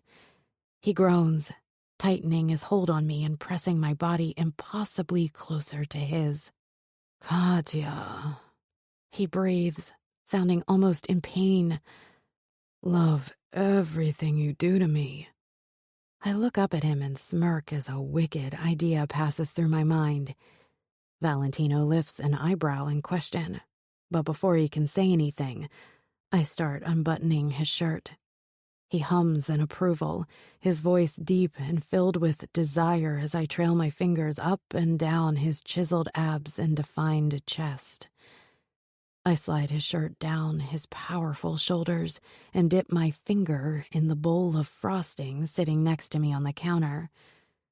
Valentino's eyes grow wide, but he doesn't say anything as I trail a line starting at his sternum and ending right above his belly button.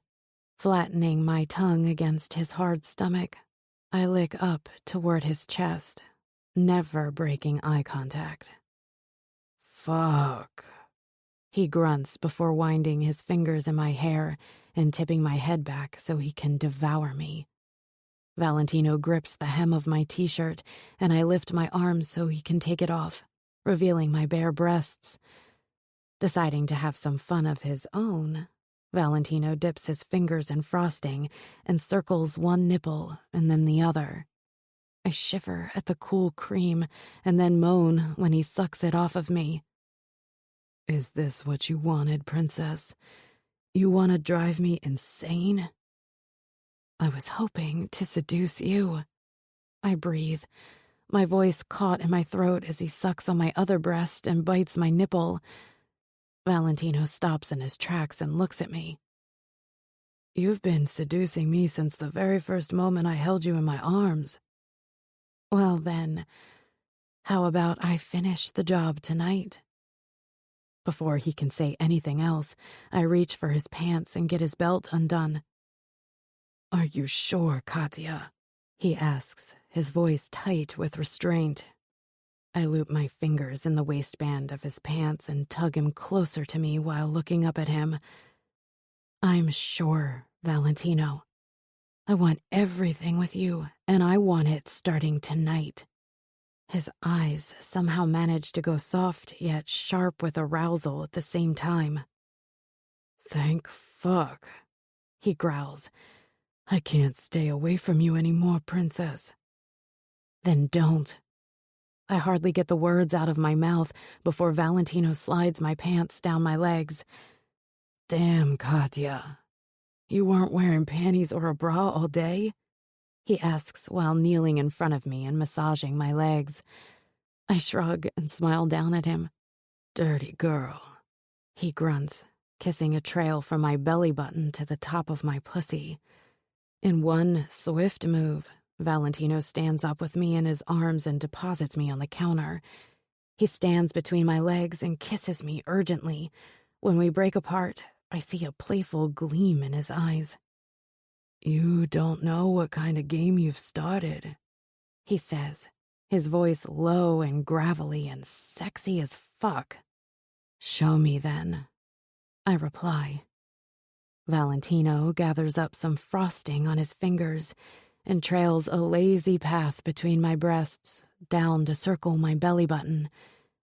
He lifts his fingers to my mouth, and I suck the remnants of the sugary frosting off his digits, swirling my tongue and nipping the pads of his fingers. I love watching his pupils dilate with every swipe of my tongue. He withdraws his fingers from my mouth and leans in to pull my bottom lip between his teeth. He peppers hungry nips and bites down my neck and my collarbone, and then begins cleaning up the trail of frosting with his tongue. I lean back with my hands behind me on the counter to give him better access. I swear I can feel every swipe of his tongue on my clit. When he's done, Valentino stands and guides me so I'm lying down on the counter all the way. He sets my heels on the edge, opening my legs wide for him to see all of me. Fucking beautiful, he whispers more to himself than to me. His hands are all over me then, cupping my breasts, tickling down my curves, squeezing my thighs. Valentino kneels so his face is right in front of my pussy. I close my eyes when I feel his warm breath across my wet opening and gasp when cool frosting coats my folds.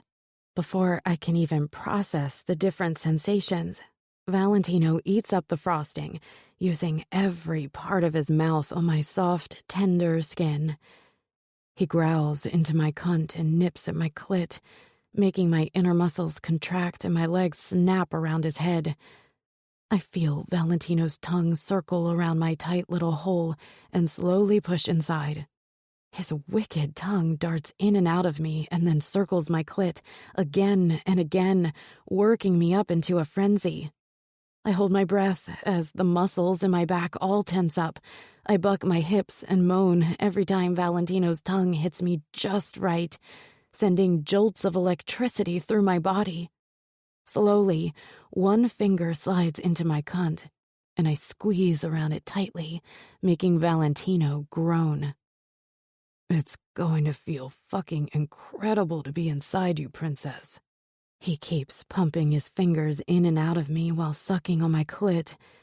Then there are 2 fingers stretching my tight channel, and with a sudden flick of his wrist, Valentino hits some spot inside of my cunt that has my orgasm slamming into me, my entire body curling in and then exploding with uncontrollable waves of pleasure, so intense I can't breathe. Valentino doesn't stop. He doesn't let up for 1 second. He just licks me right through it, pushing my orgasm beyond anything I've experienced so far. His ruthless tongue drags across my tender flesh, lapping at my release. He growls and sucks on my pussy, making wet, sloppy noises. I can't get enough. Neither can he. My back bows off the counter as Valentino grunts into my still convulsing pussy and glides my legs over his shoulders. His hands slip underneath my ass and bring me impossibly closer to his mouth so he can lick me clean. My bones are liquid by the time he's done. I'm vaguely aware of being lifted in Valentino's arms and carried into his room. When he sets me down, Valentino kisses my forehead, nose, and lips so sweetly. He cups my cheeks and rests his forehead on mine. Are you sure about this, Katya? I nod and place my hands on the outsides of his, looking into those intense brown eyes that have so quickly become my home. I trust you, Valentino. I want you. I can't wait any longer. I know, kitten, he says, kissing me deeply, brutally, and yet reverently. I'm gonna make you feel so good, I promise. He whispers into the side of my neck before kissing me there. Valentino skims his hands down my body and walks us toward the bed, where he gently pushes me down so I'm spread out before him.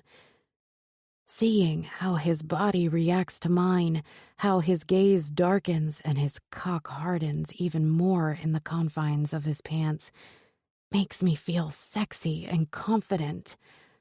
I spread my legs wide and offer myself to him. Jesus, he grunts, ridding himself of the rest of his clothing. So goddamn gorgeous. My beautiful, sexy girl giving me her delicious body.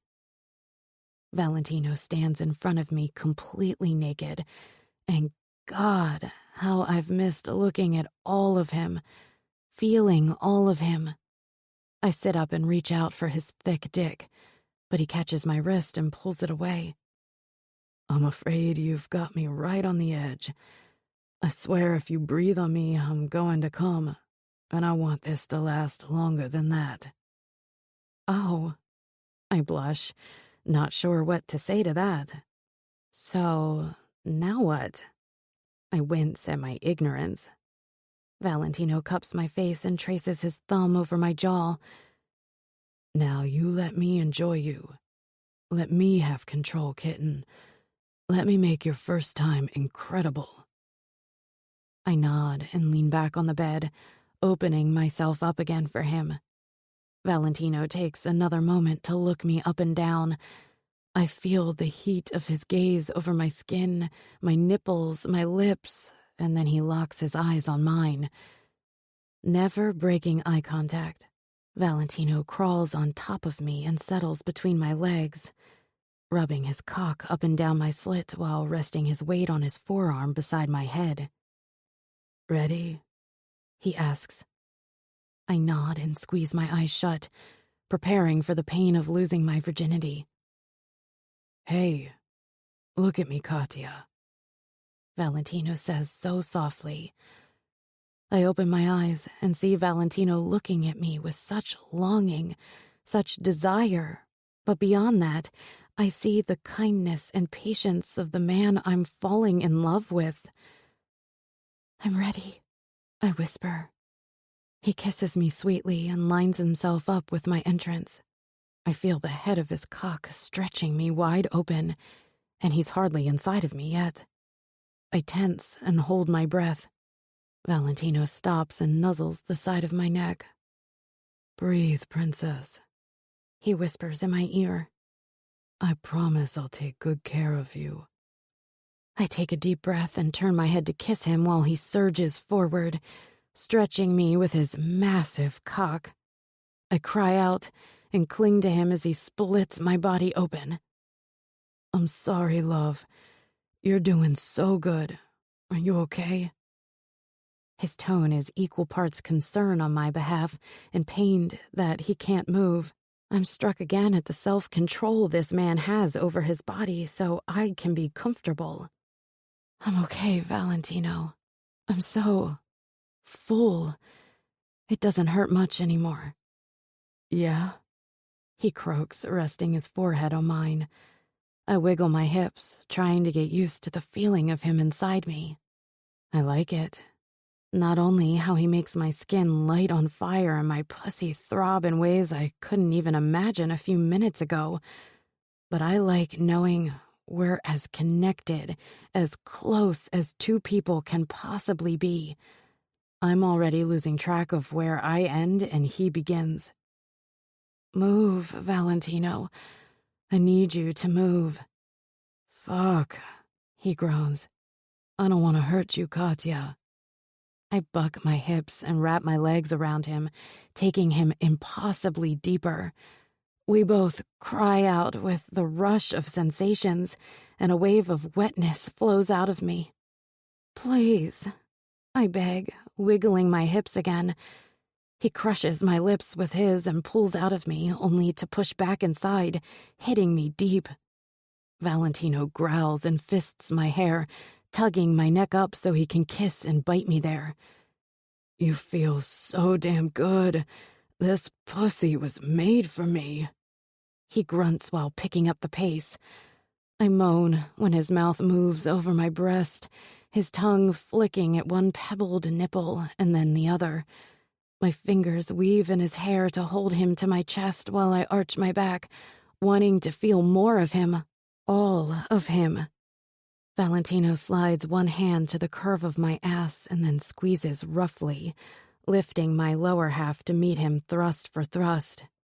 Each time he hits home, my muscles tense, and I let out a little whimper.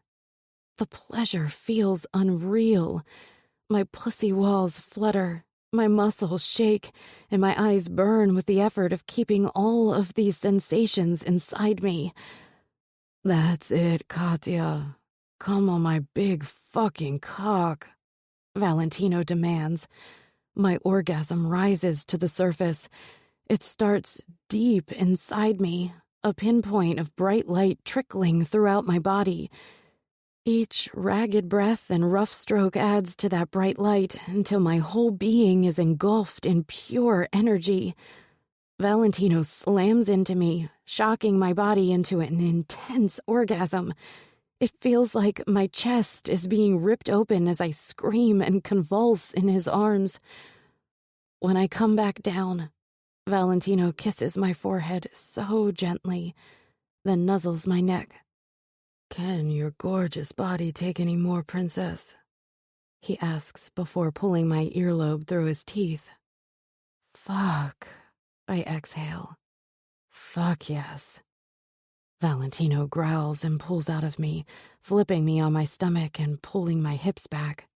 He squeezes and massages my ass cheeks before pulling them apart and stroking his cock up and down my slit, from my clit all the way back to my puckered asshole. I shudder at the thought of him taking me there. I should be scandalized, right? But instead, I'm absolutely dripping at the thought. As if reading my mind, Valentino leans over me, his muscled chest covering my back, and kisses between my shoulder blades.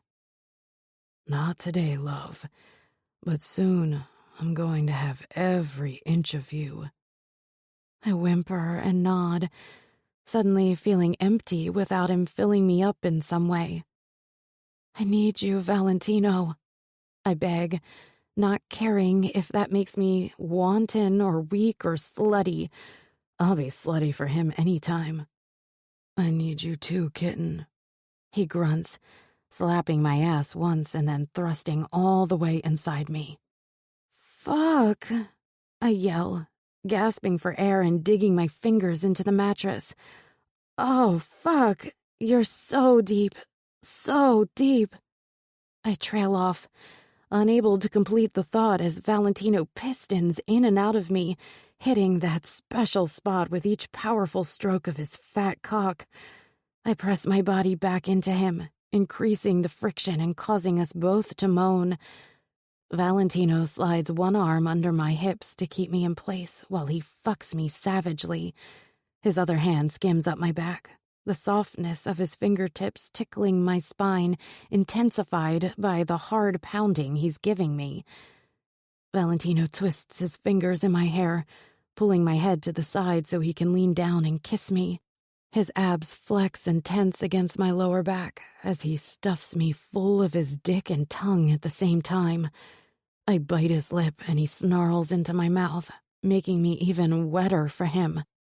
I want to feel you come like this, he says in a gravelly whisper before kissing the spot between my neck and shoulder. Before I can respond, Valentino pinches my clit and bites my shoulder, making my pussy snap almost painfully tight around him. God fucking damn, I love feeling you squeeze my cock, he rasps. I think he's going to come too, but instead, he pulls out and flips me back over, entering me again in one swift motion. Valentino! I scream, coming again, or maybe still. I claw at his back as my body jerks, every movement sparking a deep, insatiable need. Katya, he grunts, holding himself up on one hand beside my head. His other hand grips my hip and steadies my trembling body as he buries his massive dick inside me again and again, tearing me apart ruthlessly in the best way possible. Each stroke winds me up, up, up, my pleasure mounting into an almost unbearable orgasm. Everything goes white as my climax ravishes me from the inside out. My back bows, pressing my tits up against Valentino's hard muscles, and then I curl up in his arms, burying my head in his chest right as he roars his own release. His arms give out, and Valentino collapses on top of me, his large, warm body blanketing mine and keeping me sheltered from the storm of emotions and sensations rushing through my body. He tries to roll away, but I cling to him, kneading his skin on my skin just a little bit longer. I don't want to crush you, princess. He chuckles into the side of my neck before kissing me there. Valentino rolls to the side but keeps me in his arms, pressing me close to his body. My eyes are closed, and I'm still shaking from my multiple orgasms. But Valentino slowly calms me down with the gentle touch of his fingertips swirling over my skin. When I open my eyes, I'm floored by the look of awe in his deep brown gaze. Jesus, that was amazing. I nod and grin at him, giggling when he kisses all over my face. He tucks my hair behind my ear and presses his lips to mine, just savoring our closeness. We stay like that for a while, on our sides, facing one another. Valentino runs his hand up and down my curves, tracing my outline, drawing me into being, giving me shape and purpose and meaning. Eventually, Valentino readjusts us so he can pull the covers over our naked bodies. I curl up against his side, feeling safer and more loved than I can ever remember. Chapter 7. Valentino. What the hell? I muttered to myself as I pulled a pan of what were supposed to be muffins out of the oven. Instead of having fluffy tops, these muffins are flat. How I managed to both burn the edges and undercook the center is a mystery to me. So much for putting together a nice meal for Katya. She's made me hot chocolate, chicken Alfredo, and cupcakes. It's only fair that I cook for her as well. Too bad I suck at anything culinary-related. Growing up, my mom moved from one wealthy monster to another. We had chefs, so there was no need to learn how to cook. Once I escaped that prison at 18, I lived off whatever I could scrounge for, until the DeSalvos picked me up and made me what I am today. I'll just have to find a few easy recipes to start, then build my repertoire from there. I want to be able to provide my woman with everything, including her favorite meals. I can't help the grin tugging at my lips. I sound like such a sap. I sound like someone I would have made fun of just a few short weeks ago. Actually, I remember telling our enforcer, Armando, that I couldn't understand his irrational attachment to Allegra. Seeing him, as well as Dante and Romeo, find love was shocking and confusing to me. I didn't understand how one person could change your life so completely in the blink of an eye, or how priorities shift when you find someone worth keeping. My situation is different from theirs, however. Katya is an enemy of the family, and a powerful one at that. She could be an important bargaining chip, or give us intel on her father and his men. There are about a dozen things I should have done once I figured out who was squatting in the warehouse, but I couldn't bring myself to do any of them.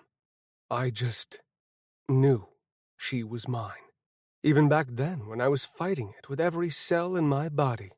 What the hell am I going to do? I've been racking my mind for a solution, but can't seem to think of a way to keep Katya and my position within the family. Usually, I'd talk to Armando about any problems I'm having, or Romeo himself if the occasion called for it. I trust both men with my life, and I wouldn't be in the inner circle if they didn't trust me with theirs. I can't talk to anyone from the DeSalvos about this, not until I have a plan. Walking out of the kitchen, I peer up the stairs, listening for any sound indicating Katya is awake. She was sleeping so soundly when I got up this morning, I couldn't bring myself to disturb her. She looked absolutely angelic with the golden morning light pouring over her soft skin and highlighting her curves. She must still be asleep, which makes me smirk. We wore each other out last night, and she deserves her rest. Satisfied that I have a little while until she wakes up, I grab my phone from the counter and call one of 2 friends I have outside of the family. It rings a few times, and I pace around my kitchen, trying to decide if I should hang up and not bother with it. "Val?" comes a raspy voice, slurred with sleep. Hawk is the only person who can call me that and get away with it. We've known each other for most of our lives, and everyone called me Val growing up. When I left that life, I left Val behind. I've been Valentino ever since. "You there?" he asks. "Yeah," I answer, clearing my throat. "Everything okay? What fucking time is it?" 7:30 in the morning? Not cool," he groans dramatically. I can just picture him running a hand through his messy hair as he flops back down on his bed. He never was a morning person, even before he joined the Savage Saints MC. "Not all of us party at the clubhouse until 3 in the morning, I counter. "I haven't lived that life for years and you know it," he grouses. "Besides, are you really trying to argue the moral high ground between the Mafia and an outlaw MC? No, I'm just giving you shit because you're easy to rile up." "Remind me why I'm your friend," he mutters, though I know he's mostly over it. He doesn't stay upset for long. Despite being a high-ranking member of Savage Saints, Hawk is basically a golden retriever. Maybe that should have been his road name instead of Hawk. "Because it's good to have friends in low places," I tease. Hawk grunts, then lets out a chuckle. "So what's up, Val? Why the early morning wake-up call?" I sigh as I continue to circle around the kitchen restlessly. "I have a situation," I start. "A sensitive situation that I couldn't trust anyone else with." My friend hums over the line, and I can tell he's focused on the conversation now. We give each other shit, but at the end of the day, we'll always have each other's back. "There's a woman. She's important to me. I think she's it. Like the one, or whatever sappy bullshit you want to call it.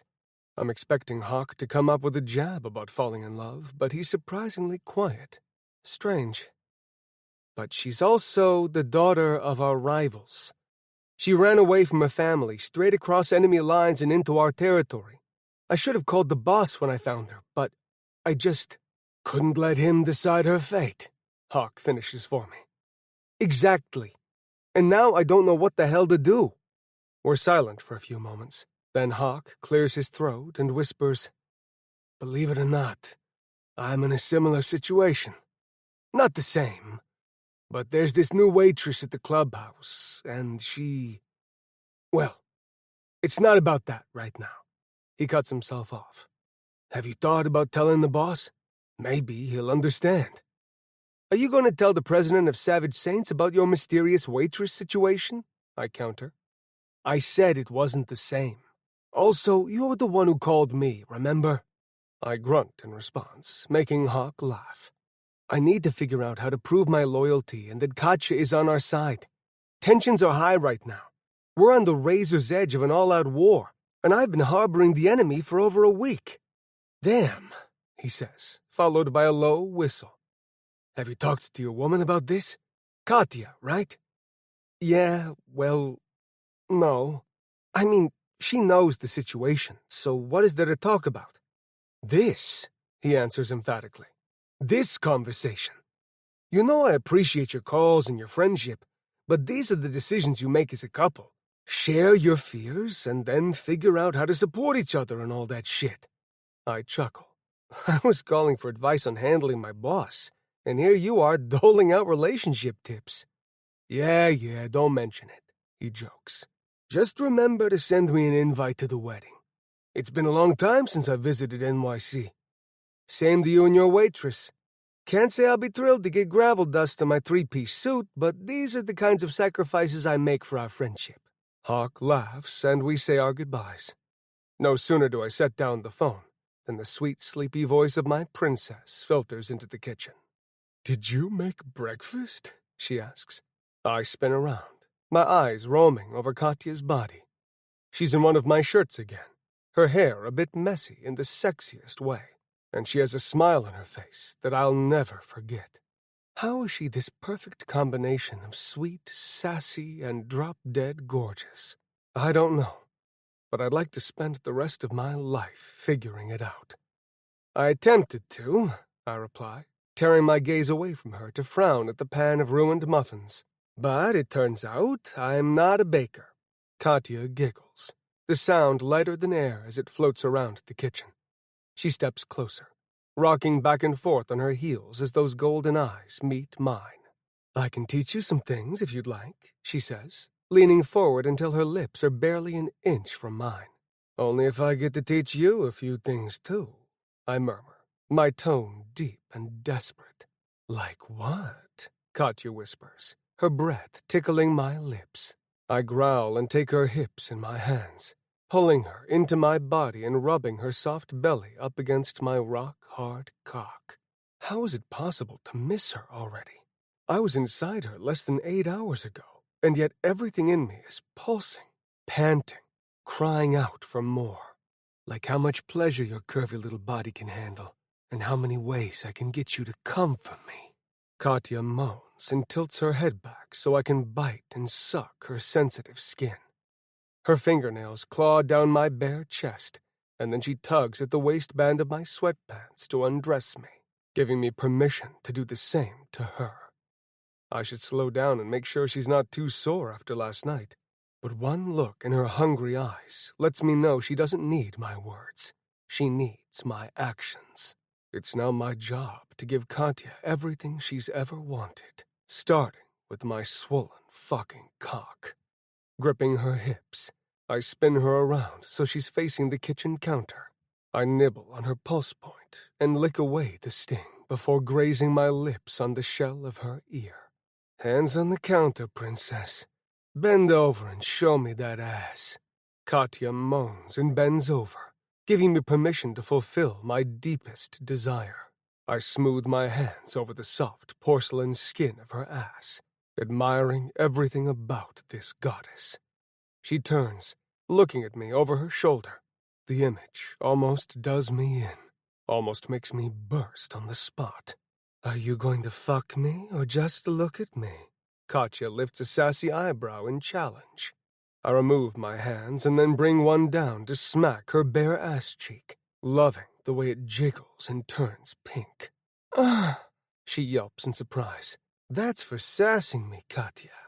She glares at me and I spank her again, watching her eyes close and listening to the way her breath hitches when I make contact. You like that? I grunt, massaging the sting away. She purrs as I continue to rub her heated flesh. Sliding a hand down her front, I dip my fingers into her soaking wet pussy, chuckling darkly as I slowly circle her clit. Please, Valentino, she begs. I need it. I need you. Fuck, I need her too. I whip out my dick and tease her entrance, running the head up and down her seam, collecting her sweet honey. Grabbing her hips, I position myself at her entrance and slam into her, hard. It takes everything in me not to come the instant I'm inside her. I pull out and thrust back inside 1 inch at a time, feeling the way her tight entrance stretches and pulses around me as I surge forward. Katya bucks her hips, fucking me right back as we set a relentless pace. My hands slide from her hips and grab her ass cheeks, pulling them apart so I can see her pussy swallow my cock with each thrust. I keep rolling my hips, pounding into her as I feel my orgasm ready to rip through me. I reach around and rub her clit, needing her to come first. Katya lets out a loud moan, her entire body tensing and spasming beneath me. I hook my other arm under her hips, holding her in place while I rot into her, barreling toward oblivion. Come on, baby, I grunt into the shell of her ear. Come for me. Come so fucking hard. I sink my teeth into her shoulder, and she snaps, convulsing in my arms and shaking all over. Her pussy chokes my cock so fucking tight. It's amazing. I want to stay right here, on the edge of bliss, watching her convulse around my huge dick. But I can't hang on another second. I thrust into her one last time and explode, painting her pussy with my sticky cum. I continue to pump into her as she pulses around me, my release triggering another earthquake inside her. Katya's arms shake as she holds herself up on the counter, and I cover her with my body, placing my arms on either side of hers. We're both sweaty and panting as we slowly float back down to earth.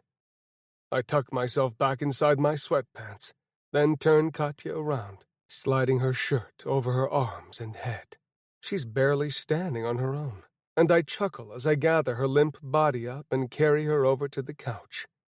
As soon as I sit down, my princess curls up against my chest, resting her head on my shoulder. I smooth her hair away from her face, then trail my fingertips across her neck, over her shoulder, and down her arm before reversing my path. Katya relaxes completely, the tension draining from her muscles the longer I hold her. Valentino, she whispers. Yes, princess, I ask softly, continuing to stroke her side and neck. Earlier, when you were first bandaging me up, you said you learned at a young age how to take care of wounds. My breath catches in my throat, but I manage to swallow it down and give her a nod. Can you tell me what happened? I just want to know you, everything about you. She blinks up at me, and I'm struck by her purity, her goodness and light, even though life hasn't been kind to her. Katya is dealing with so much, and yet she's making space to take on my burdens as well. She's truly incredible. I don't deserve her, but Katya is mine now, and I'm keeping her. Leaning forward slightly, I press a kiss to her forehead and nose, savoring the connection before spilling my heart out to the only woman who has ever mattered to me. My dad took off when I was a kid, leaving me with my shallow, social climbing mother. Her second husband was a bank president with a penchant for whiskey. He wasn't so bad, but his money ran out too quickly for my mother's growing appetite for the finer things. I roll my eyes and scoff, remembering the day my mom and I moved out of the 3-story mansion we'd been staying at for the last year. Katya runs her fingers over my collarbone, tracing my tattoos as she listens. She moved on to a hedge fund manager and strung him along for over a year, getting him to buy us a condo in Midtown while she cheated on him the entire time. After she milked him for all she could, dear old Mom was breaking her way into the upper echelons of society. That's when she doubled down on finding men who were richer than God and meaner than the devil. "I'm so sorry," Katya whispers, her amber eyes peering into my very soul and comforting me on a deeper level than I knew possible. I kiss her forehead before continuing. I couldn't protect her when I was a kid. I tried, only to get tossed into a wall or beaten with a belt buckle. That's when I learned all I could about first aid. If I couldn't prevent the beatings, at least I could clean up the aftermath. Katya gasps, her eyes filling with tears. "Don't cry for me, sweet girl," I murmur. "I got my vengeance. After a decade of putting up with one abusive asshole after another, I beat the living shit out of the man we were living with at the time. I begged my mother to come with me, to leave the monstrous men of her past behind. But she refused. She told me, 'Oh, fuck, princess. I don't mean to weigh you down with all of this. I want to know,' she insists. I asked, didn't I? Plus, you've listened to all my life problems for the last week. It's only fair to share some of yours." I nod, then cup the back of her neck, pulling her in for a soft kiss. I hope she can feel how much this means to me, how our souls are now tied together forever. Looking away from Katya, I take a deep breath and let out the last of my pitiful tale. My mother told me everything in life comes at a price. Her highest goal was wealth, and she willingly sacrificed her health and safety to attain it. "But you didn't have a choice," Katya said with a surprising amount of anger. "Your mom had no right to sacrifice your safety for the sake of living the high life. How dare she?" I didn't think it was possible to smile after talking about such personal, painful things, but seeing my woman all worked up and ready to defend me has a grin pulling at my lips. "I told her the exact same thing before walking away for good," I murmur. "My mother knows she can call me if and when she's ready to start a new life. But I'm not holding my breath." Katya rests her forehead on mine, her hand coming up to cover my heart. "Thank you for sharing that with me," she whispers. "So how did you end up with the DeSalvos?" Gathering her hand up in mine, I kiss her knuckles before setting it back down on my chest. "I had nothing and no one, but I knew there was one place an Italian down in his luck could find work. Down by the docks." She nods, knowing what I mean. That's where hopefuls line up to be recruited. If they complete an assignment quickly and efficiently, they get another one, and another, until they're either proven too weak to stomach the life, or promoted out of the rank of recruit.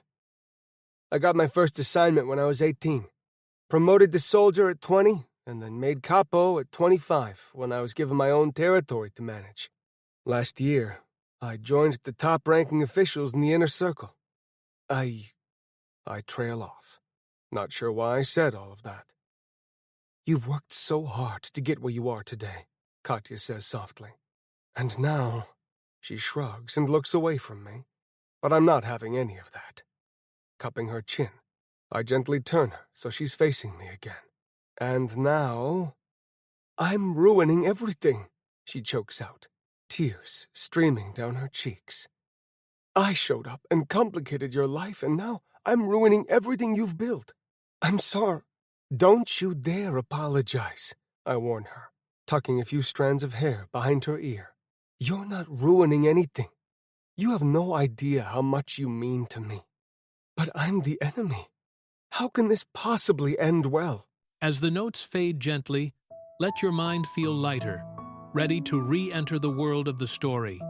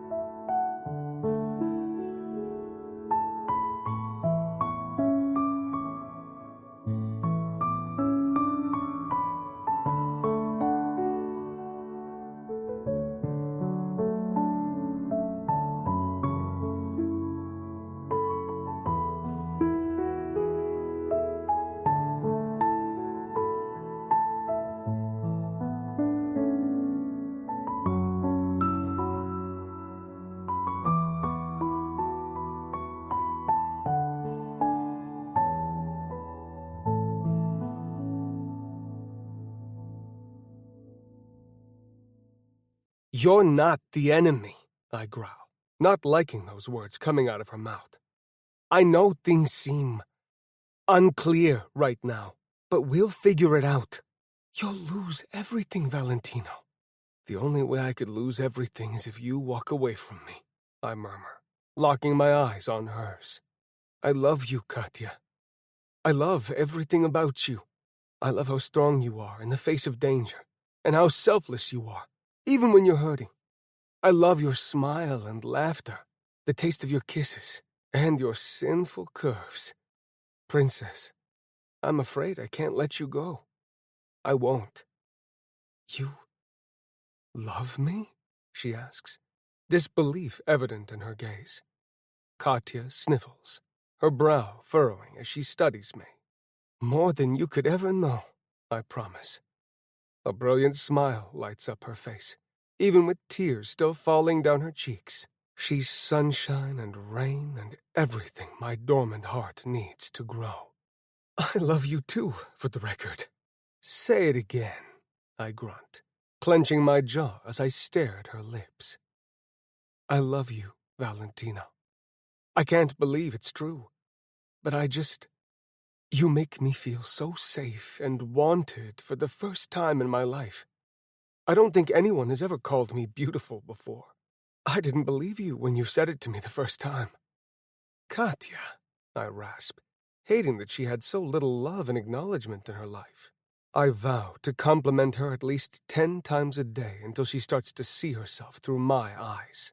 And then I'll just keep on reminding her of her worth every single day for the rest of our lives. But you've shown me with your actions, your words, your entire being, how much you care for me. I want to be the same for you.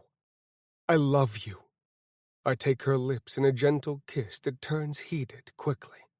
Our tongues tangle, our breaths mingling as we pour out everything we can't say. Right as I start to slip my hands up Katya's shirt, my phone rings. I groan, breaking our kiss, while Katya continues to nibble my neck and chest.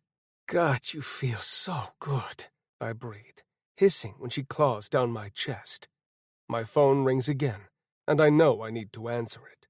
Dante has been checking in on me a lot more the last few days.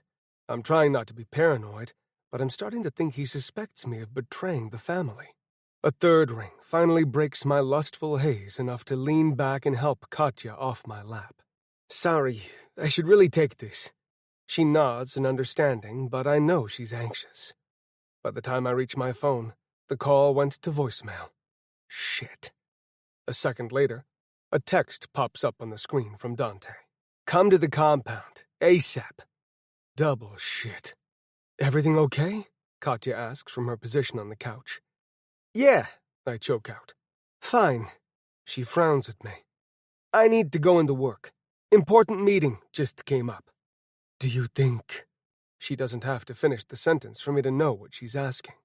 Do I think it's about us?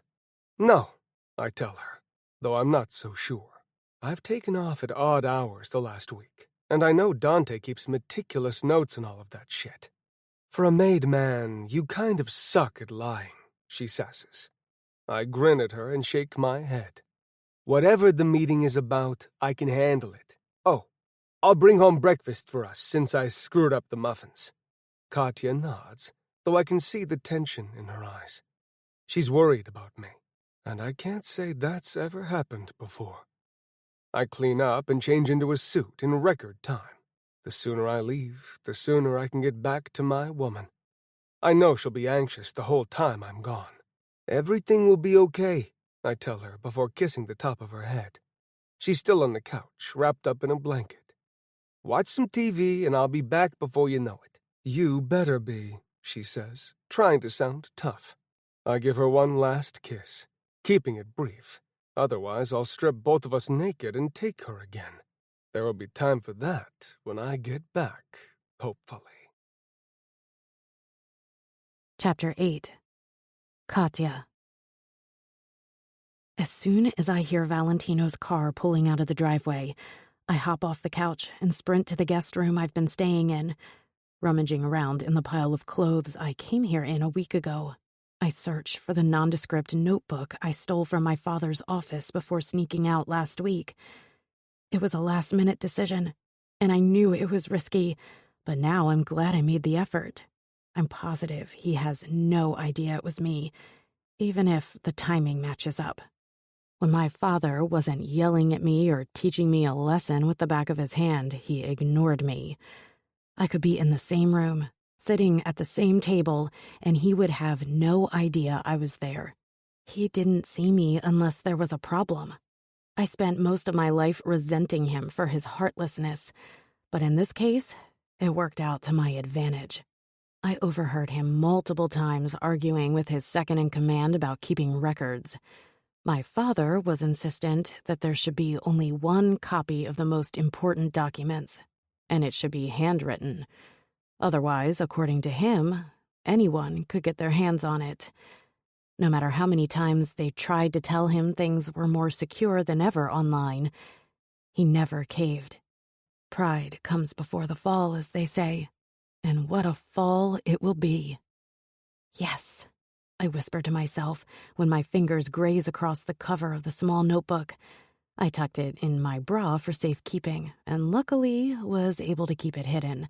My stomach twists itself into knots at the thought of keeping a secret from Valentino. I hope when all is said and done, he'll understand why it had to be this way. I quickly throw on a pair of leggings, a tank top, and a zip-up hoodie, slipping the notebook into the pocket of the oversized sweatshirt. I make my way downstairs, pausing in the kitchen where I saw a change jar tucked away in the corner of the counter. Dumping half of it out, I pick through the quarters until I have about $25. I'm hoping that will be enough to get me to the Salvo compound using public transportation. A bus ride, a subway venture, and another bus ride later, I'm about a mile away from the compound. At least I hope. My father has a section in his notebook for addresses and phone numbers of enemies, including the compounds of all the rival families in the city. I'm not quite sure what my plan is, only that I have to do something. Valentino said he could handle the meeting on his own. He also said it wasn't about us, but I saw the doubt in his gaze as he told me both of those lies. He's trying so hard to protect me, but who is going to protect him? I wish he would have talked to me about a plan for handling this instead of leaving me to take care of it himself. I take calming breaths as I continue walking through the remote neighborhood containing the DeSalvo compound. The magnificent mansions grow farther and farther apart until I come across a large fortress surrounded by gates, cameras, and guards. Bingo. Shoring up the last of my courage, I straighten my spine, press my shoulders back, and lift my chin as I stride toward the front gate. The two guards out front take notice right away.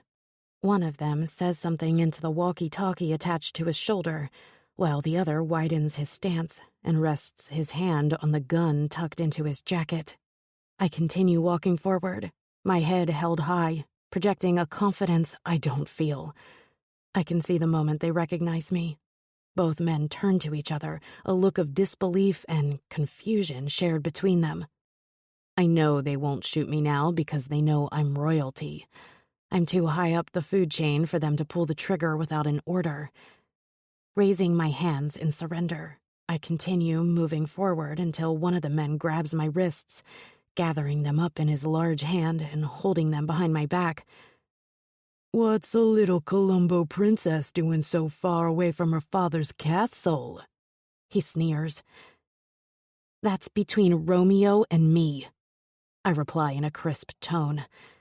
The other man grunts, and the two exchange a glance and a nod. He stays put while the first guard shoves me forward, nearly making me fall on my face. "Right this way, Your Highness," he says in a mocking tone. I'm dragged through the house until I stand in front of a set of double doors made of solid oak and accented with gold. The guard pounds his fist on the door twice, then clears his throat. "Boss, I've got a visitor here for you. You're gonna want to talk to her." "I don't have time," comes the harsh voice of who I assume is Romeo DeSalvo. The guard is about to knock again, and I use the momentary distraction to pry my wrists from his death grip and lunge forward, grabbing the door handles and pulling them with all my might. The doors fly open, catching me off balance as I stumble inside the room. My eyes are immediately drawn to Valentino, who jumps to his feet at the sight of me. 2 other men I don't recognize are seated on the opposite side of the room. Before Valentino can say anything, I fix my gaze on Romeo, staring into his dark brown eyes and pleading with him to hear me out. I'm Katia Colombo, and I ran away from my family over a week ago. I don't want anything to do with them anymore. Romeo's eyebrows twitch upward slightly before he gains control of his features. Aside from that, his face is one of practiced indifference. And why should we believe you? Because I can vouch for... Valentino says, stepping up next to me. I glare at him and he glares back. I'm doing this to save you. I hiss at him. Stop ruining it. Valentino doesn't back away. Instead, he wraps an arm around my waist and tucks me into his side. If we go down together, Princess. Someone better tell me what the fuck is going on, Romeo commands, his voice hard as granite. It's not Valentino's fault. Please don't blame him. I start, focusing on the boss. I ran away last week, and he found me. Katia, Valentino warns, but I keep going. I have no choice now. I jumped off the edge of a canyon, and I'm praying to every god I can think of that I land on the other side. Don't tell me she was the squatter in the warehouse, Romeo grits out, cutting a fierce glance at Valentino. I can explain. Valentino hedges. I was hurt. I jump in, bleeding real bad. My men roughed you up? Romeo asks, some of the bite gone from his tone. I'll never get used to people being upset over me getting hurt. Even though I'm part of a rival family, these men have a moral code not to harm me unnecessarily. No, the damage had already been done. I answer, looking away from him. I feel weak and stupid, but I press on, knowing that my mission is life or death. By a man my father promised me to. I knew running away was risky, but I'd rather die fighting for my freedom than live with that abusive piece of shit day in and day out. Valentino squeezes me closer to his side, turning his head so he can press his lips to my temple. I'm shaking from head to toe, but my man is right here with me, giving me the strength to continue. And you've been staying with... me, Valentino responds. I should have told you sooner. I just didn't know what to do, he says, bowing his head in deference to the Don. She's already been through so much, he adds. Romeo grunts, nodding his head once.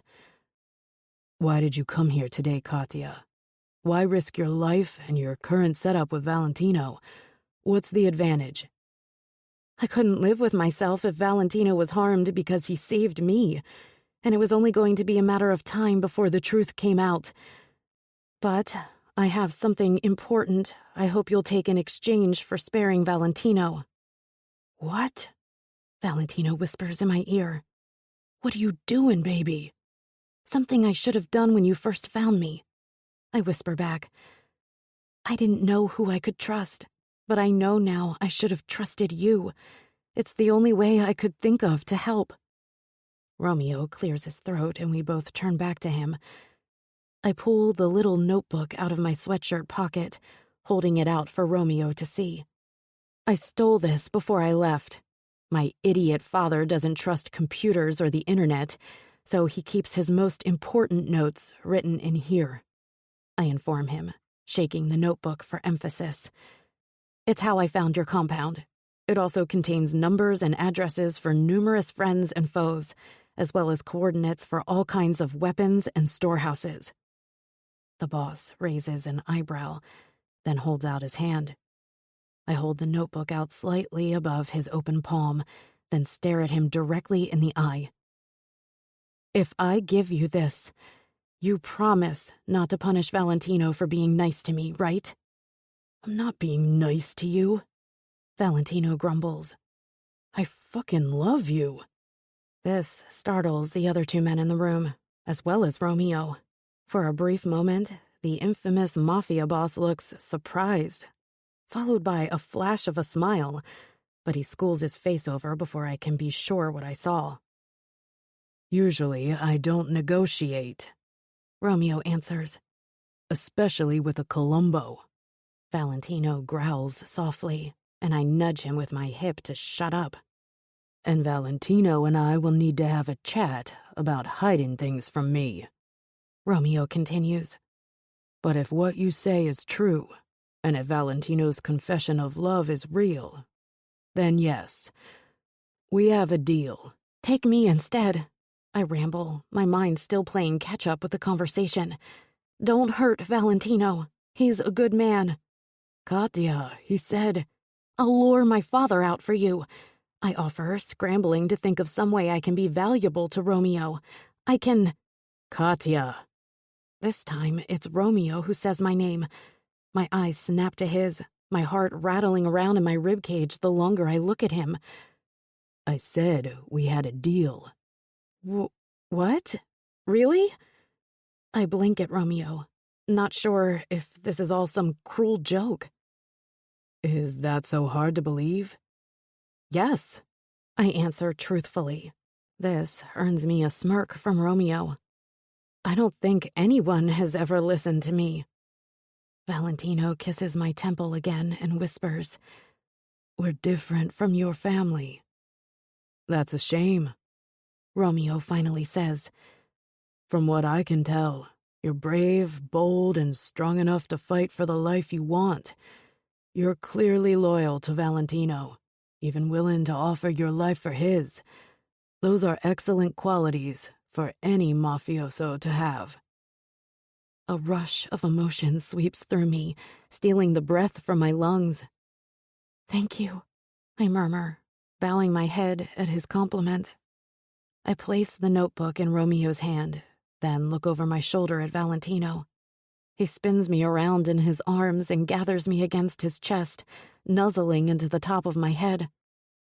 You should have told me what you were going to do, he whispers. You wouldn't have let me go through with it, I counter. Of course not.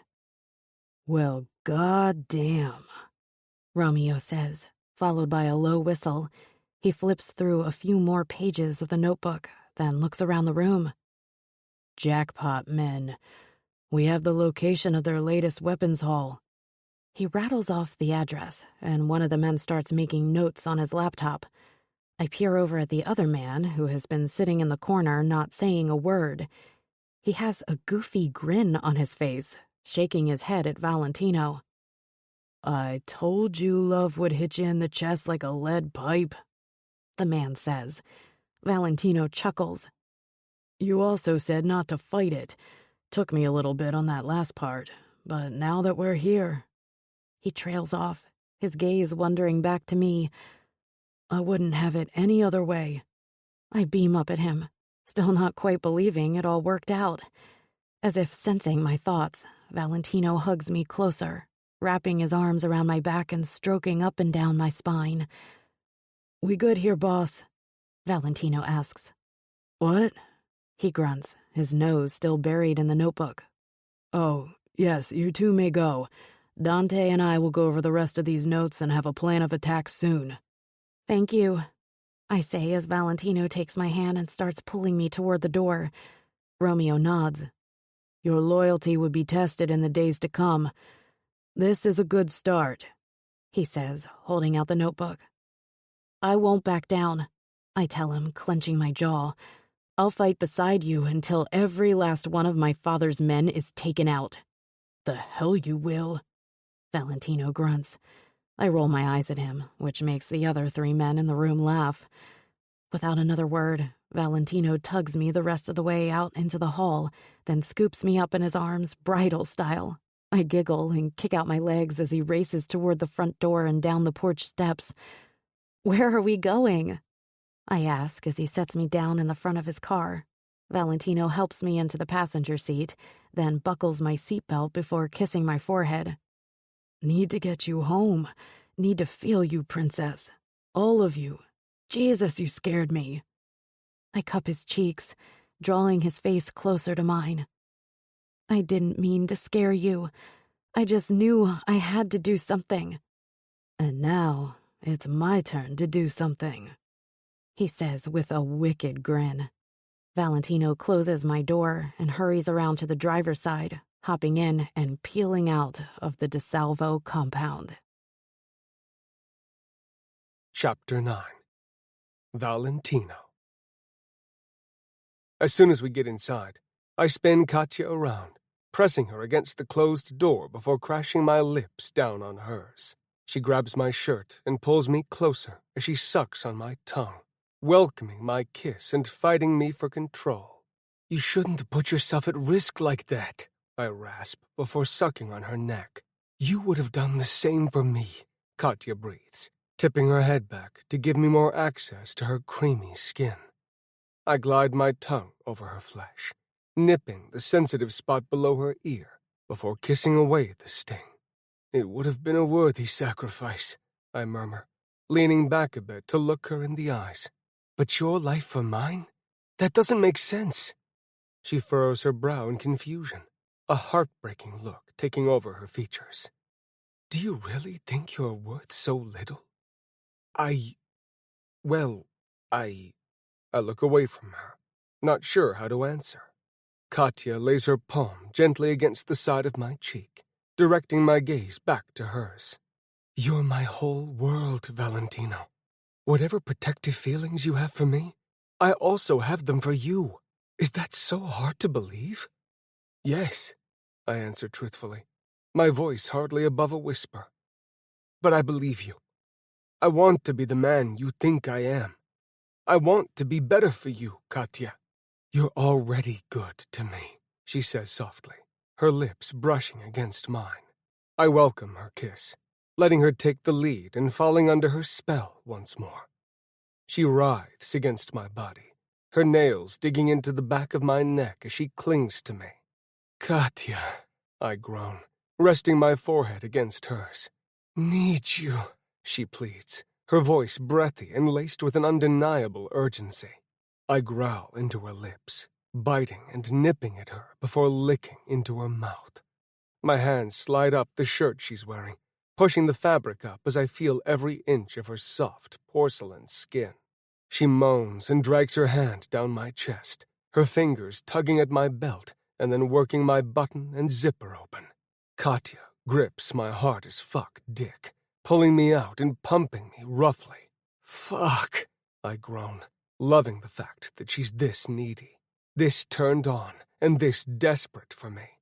The thought makes me grunt possessively as I peel off her leggings, my hands finding the little lacy scrap of fabric covering her pussy. I rip it off her body and swallow her gasp as my fingers slide through her folds.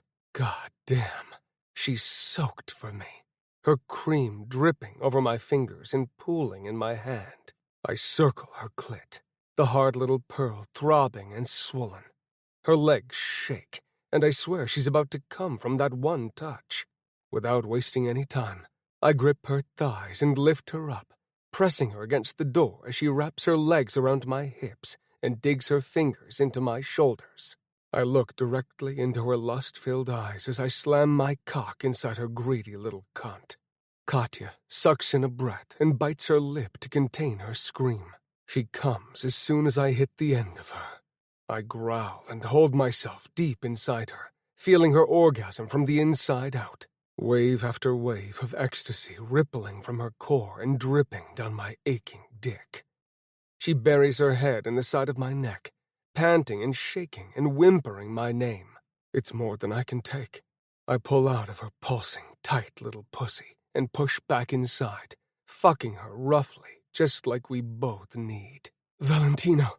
Oh, fuck. Valentino. I'm... Holy shit. Is she... The goddess in my arms tangles her fingers in my hair and rips my head up, the sting shooting bliss straight to my cock, making it swell and stretch her out even more. Katya rests her sweaty forehead on mine, her chest heaving with each ragged breath, as pained whimpers and grunts leave her mouth with each brutal thrust I give her. "Come for me, princess," I growl. My words unlock her orgasm, and Jesus, she comes so hard, shaking and sobbing out her release as her arms and legs squeeze me tightly.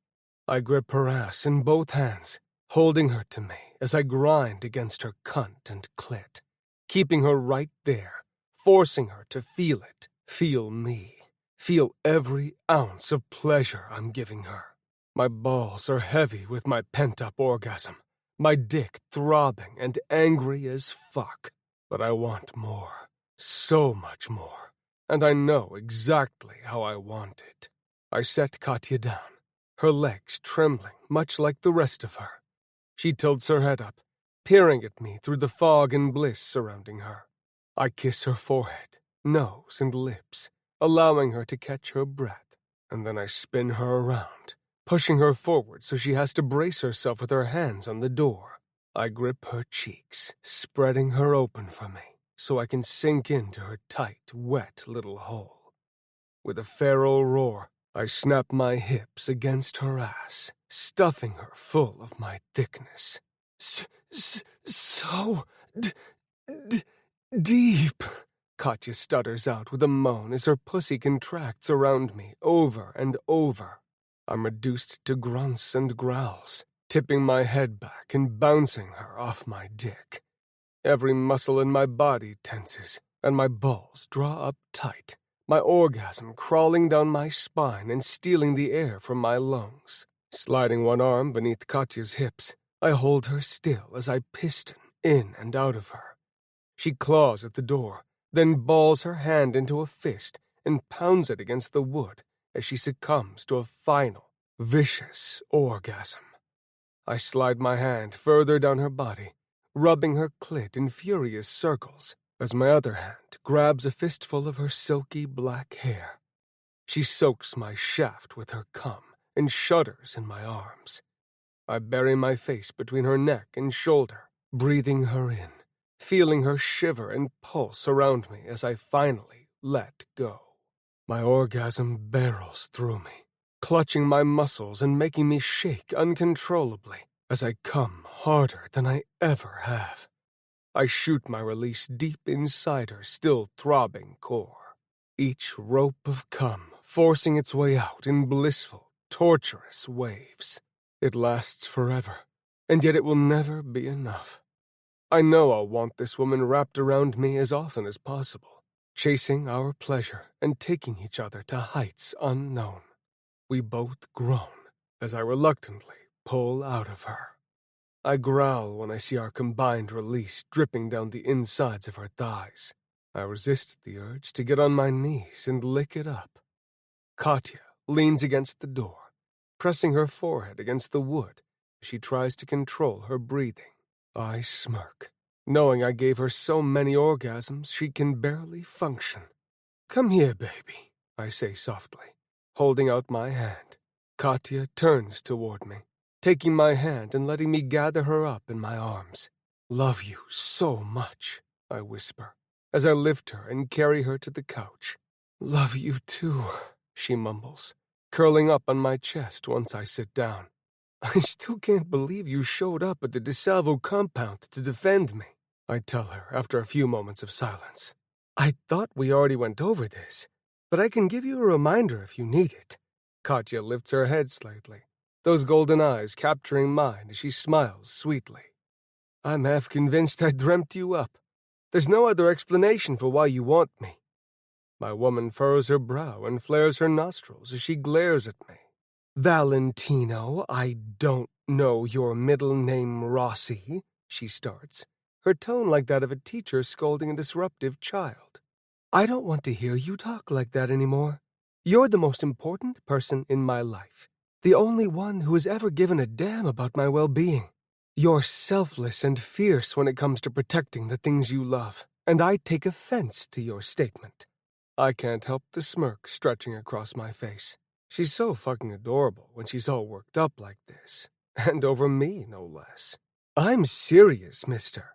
I know you are, princess, I whisper, kissing her forehead and nose. I'm still getting used to having someone care about me the way you do. It's humbling. I don't know what I did to deserve you, and I'm terrified I'm going to fuck it all up. I could say the same to you, she counters. But instead of questioning our worth or worrying about the future, I say we just be thankful for what we found. You're not going to fuck it up, Valentino. How do you know? What if I say something stupid, or forget an important date, or let the dishes pile up in the sink? My love for you is bigger than all of that, she replies easily. I grin, taking her lips in a tender kiss. And my love is bigger than all of that as well, I whisper. Thank you, Katya. For what? For being you. For choosing me.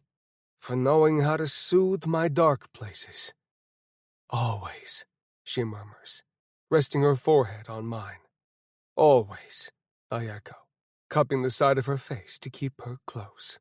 I soak up this moment with the love of my life, committing everything to memory. We'll be going to war soon, and knowing I have her waiting for me at home gives me the strength to do what I need to do. I will protect Katya and eliminate the threat of her family. And then I'll come back and make sure Katya is mine forever. Chapter 10. Katya.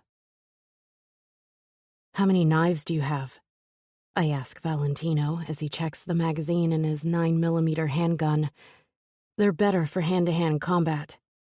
Valentino pauses, looking at me with a raised eyebrow.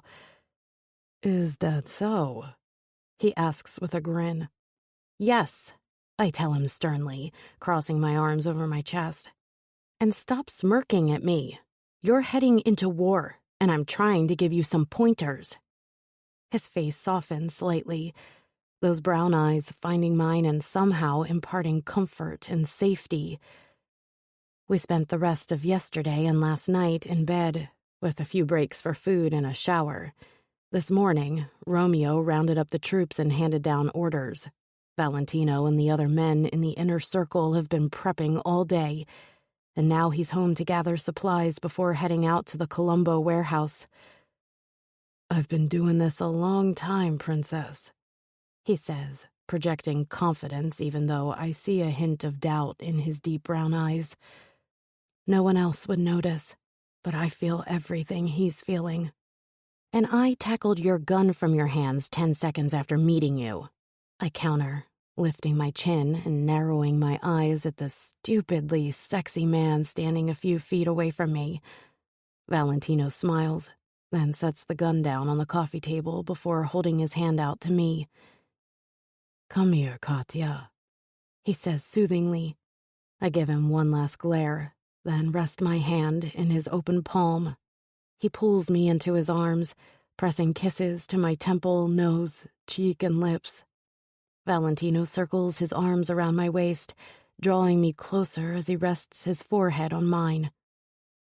I know you're worried, he starts, his voice washing over me like a cool breeze on a hot day. But I promise you, I'll be right back here in your arms soon. But what if you can't think like that? Valentino whispers, smoothing his thumb over my cheek.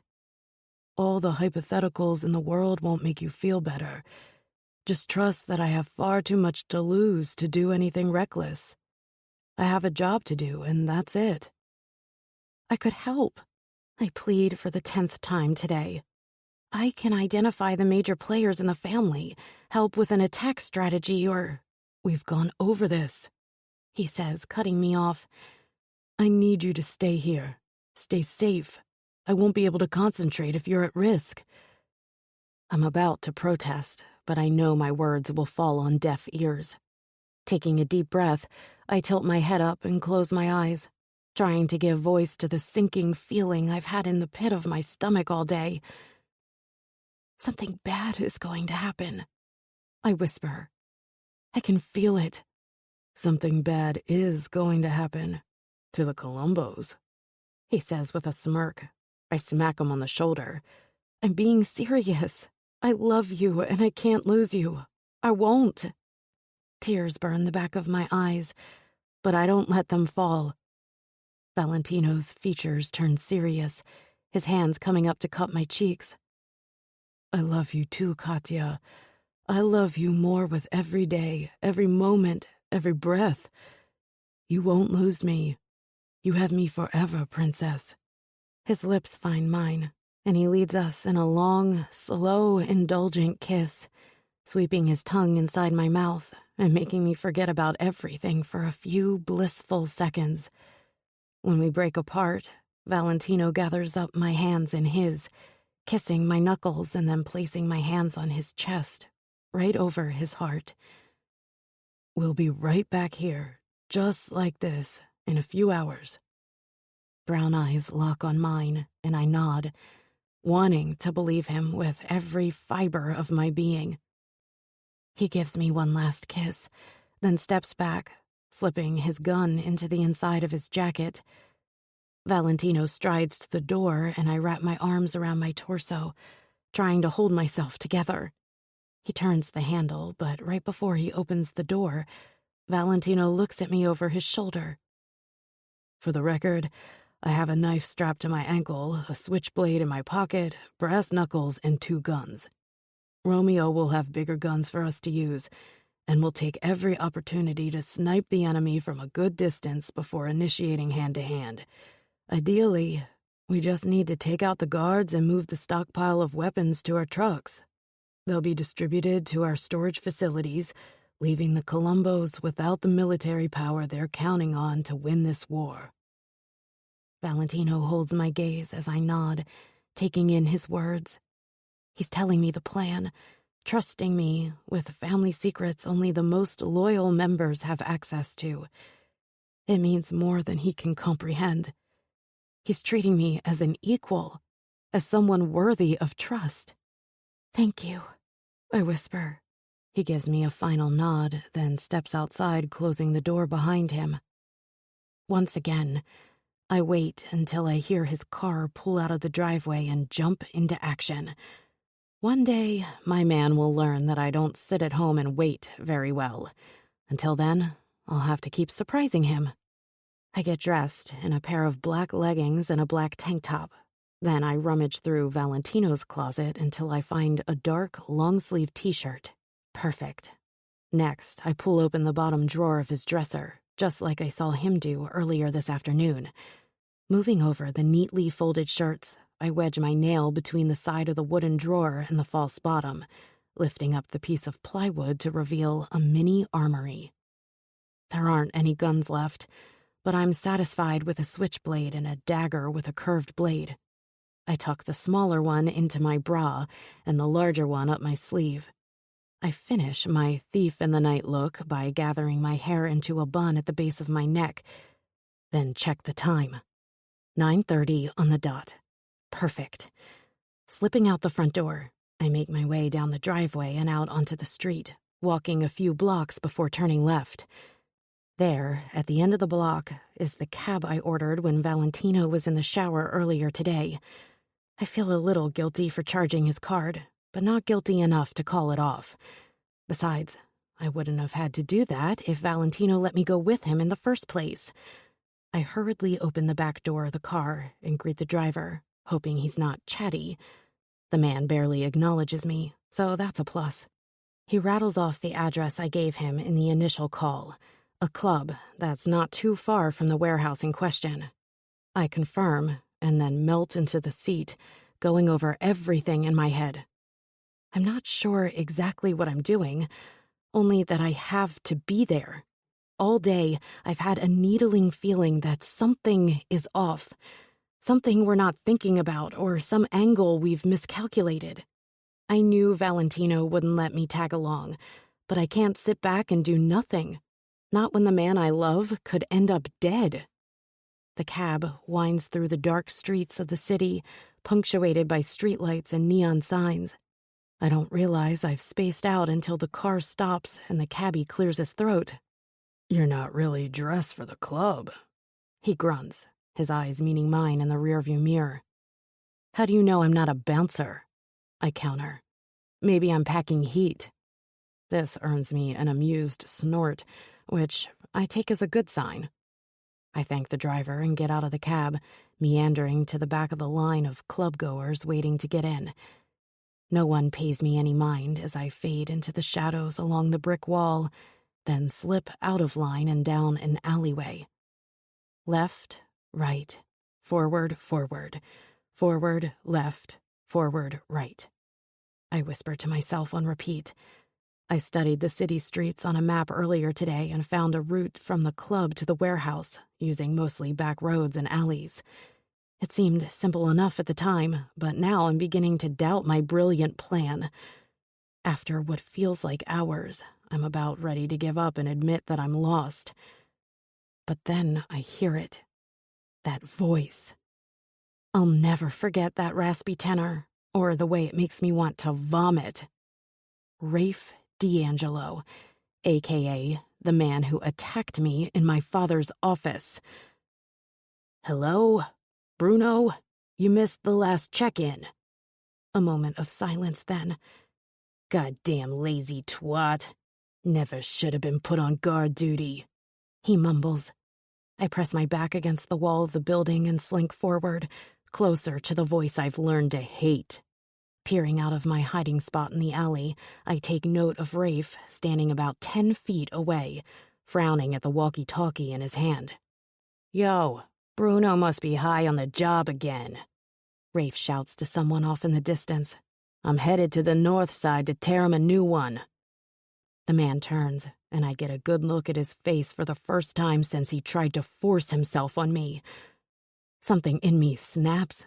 All the years of neglect, abuse, helplessness, and anger expand in my chest, clouding my vision and making me strike without a second thought.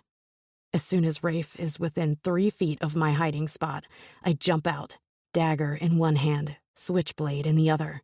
I slash that motherfucker's big jowls, smiling like a psycho when crimson pours out of his wound. What the fuck? I stab Rafe in the gut with the dagger in my other hand, twisting the knife before shoving the bastard backward.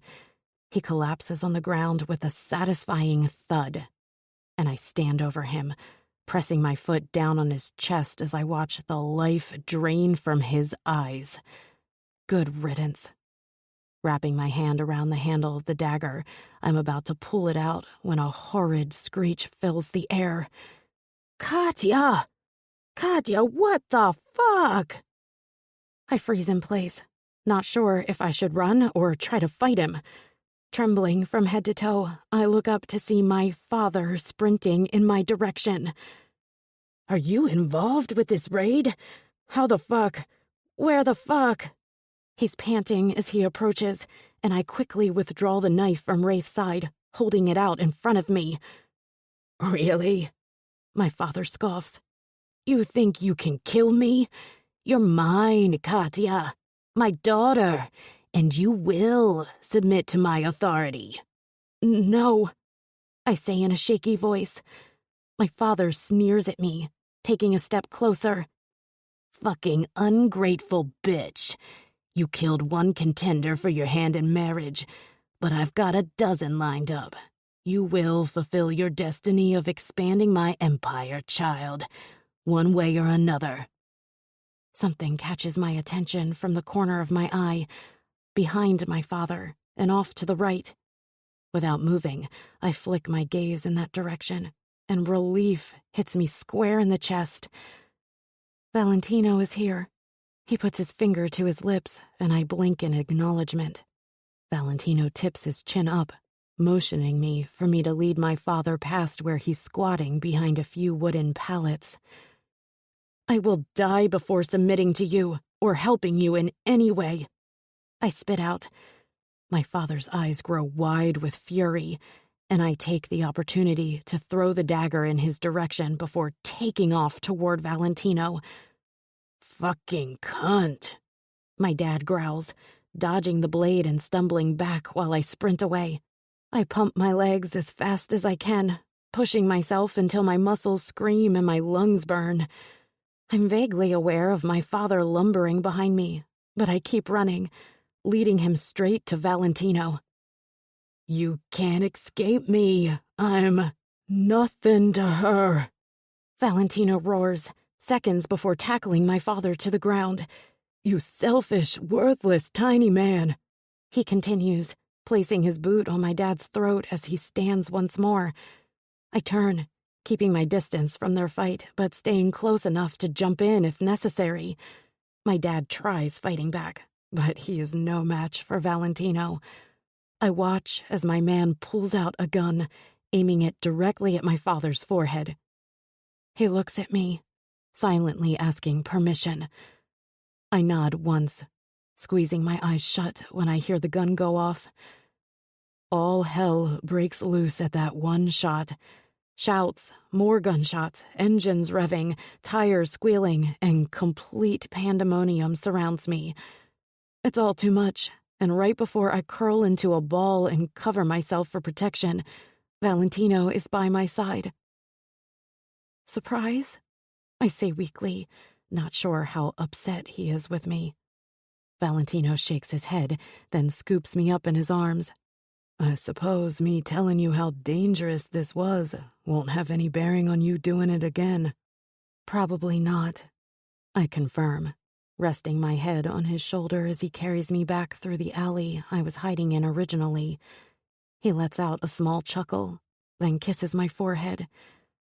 Let's get you home, princess. Chapter 11. Valentino. As soon as we make it back to my car, I get Katya settled in the passenger seat and then peel out of the alley, heading straight to my home. Our home. I grip the steering wheel and adjust in my seat, the adrenaline coursing through me and making it hard to sit still.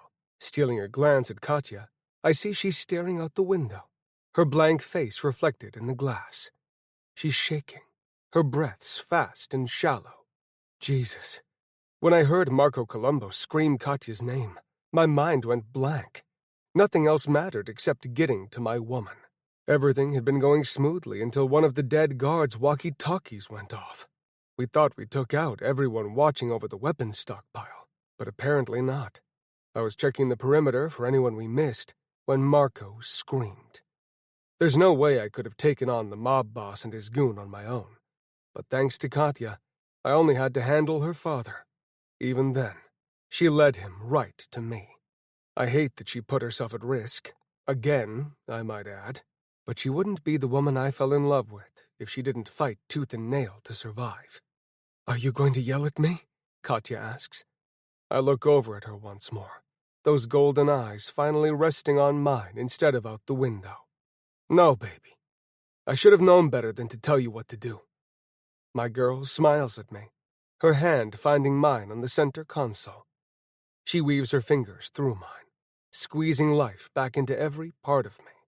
We pull into the driveway of our home, and I waste no time bundling Katya up in my arms and carrying her inside. I can walk, you know, she tells me, even as she snuggles further into my embrace. This isn't for your benefit, I tell her. She gives me an adorably confused look, so I clarify. I need you this close, Katya. I need to know you're here and we both made it out alive. This makes Katya pop her head up from where she was resting it. Oh my God, do we need to go back? We just left everyone there and... We're good, baby, I assure her as I make my way upstairs and into the bathroom. We were almost done. And besides, you and I took out the big boss. They can handle the cleanup. Are you sure? I swear you almost look disappointed, I say, setting my woman down. Katya shrugs, which makes me smile, despite the crazy evening we've had. Would you feel better if I gave him a call? I shot him a text right after... Shooting my father? Katya finishes for me. I nod, still unsure of her feelings about everything. Yes, she gave me permission to end that piece of shit's life, but that doesn't mean she's not grieving. It's okay to say it, she whispers. He deserved a lot worse. I cup my hand around the back of her neck and pull her closer, pressing a kiss to the top of her head. You're so strong, I murmur, kissing her one last time before stepping back. You go ahead and get the water going while I call Romeo. Then I'll join you. Katya nods, and I pull out my phone, dialing Romeo's number as I step out of the bathroom. Valentino, he answers, slightly out of breath. It's over. Did you and Katya get home safe? Yes, boss. I wanted to check in. Well, Katya wanted me to check in. Romeo chuckles. I knew I was going to like her. So what's the update? Did we lose any men? Thankfully, no. We had already loaded up 3 of the 4 semis when Marco shouted for Katya. Is it true she killed Rafe D'Angelo? Or is Armando making shit up? It's true, I confirm, pride welling up in my chest. He was the prick who assaulted her. She got her revenge. Good, Romeo grunts before changing course. We had snipers picking off the remnants of guards as the rest of us filled up the final semi. The Colombos have no armory and no leader. It will take years to rebuild, and longer to retaliate. That's what I like to hear. You and me both. Now go spend some time with your woman. I'll be indisposed for the next 24 hours, but we'll have a meeting after that. Thanks, boss, I say with a chuckle. I'm sure Armando and Dante are spending the evening with their women as well. Hanging up the phone, I toss it onto the kitchen table and then sprint upstairs to my Katya. The bathroom is practically a sauna, and I undress as quickly as possible, needing to see, touch, and feel everything about her. When I pull back the curtain, I'm greeted with the sight of my precious, breathtaking woman, dripping with water and surrounded by steam. She turns, holding her hand out for me. I take it, stepping inside our own little sanctuary of peace from the outside world. I can't believe you showed up tonight, I tell her as I smooth my hands over her curves. Really? It's kind of my signature move at this point, she teases. I narrow my eyes at her, then nip the tip of her nose, making her giggle. I still can't comprehend why you'd put yourself in danger for me. Katya's features grow serious, her magical eyes locked onto mine. I love you, Valentino. Can't that be enough? Yes, I choke out, cupping the sides of her neck with my hands. I brush my thumbs over her flushed cheeks, marveling at how soft she is. I love you, Katya, more than I knew I was capable of. I pull her closer, fusing our lips together as I tangle my fingers in her hair. My woman gives as much as she takes, her hands sliding up my back only to claw their way down. When we break apart, Katya leans into me, resting her forehead on my chest. I keep her steady as I pour some body wash into my palm and slide my soapy hands all over her body. I massage Katya's sore muscles and take time to gently clean every inch of my fierce warrior goddess. Katya returns the favor, soaping me up and running her hands up and down my torso, back, and legs. She trails kisses across my chest, and I tip my head back, closing my eyes and soaking up her gentle touches and sweet kisses. You feel incredible, I whisper, combing my fingers through her wet hair as she lavishes attention on me.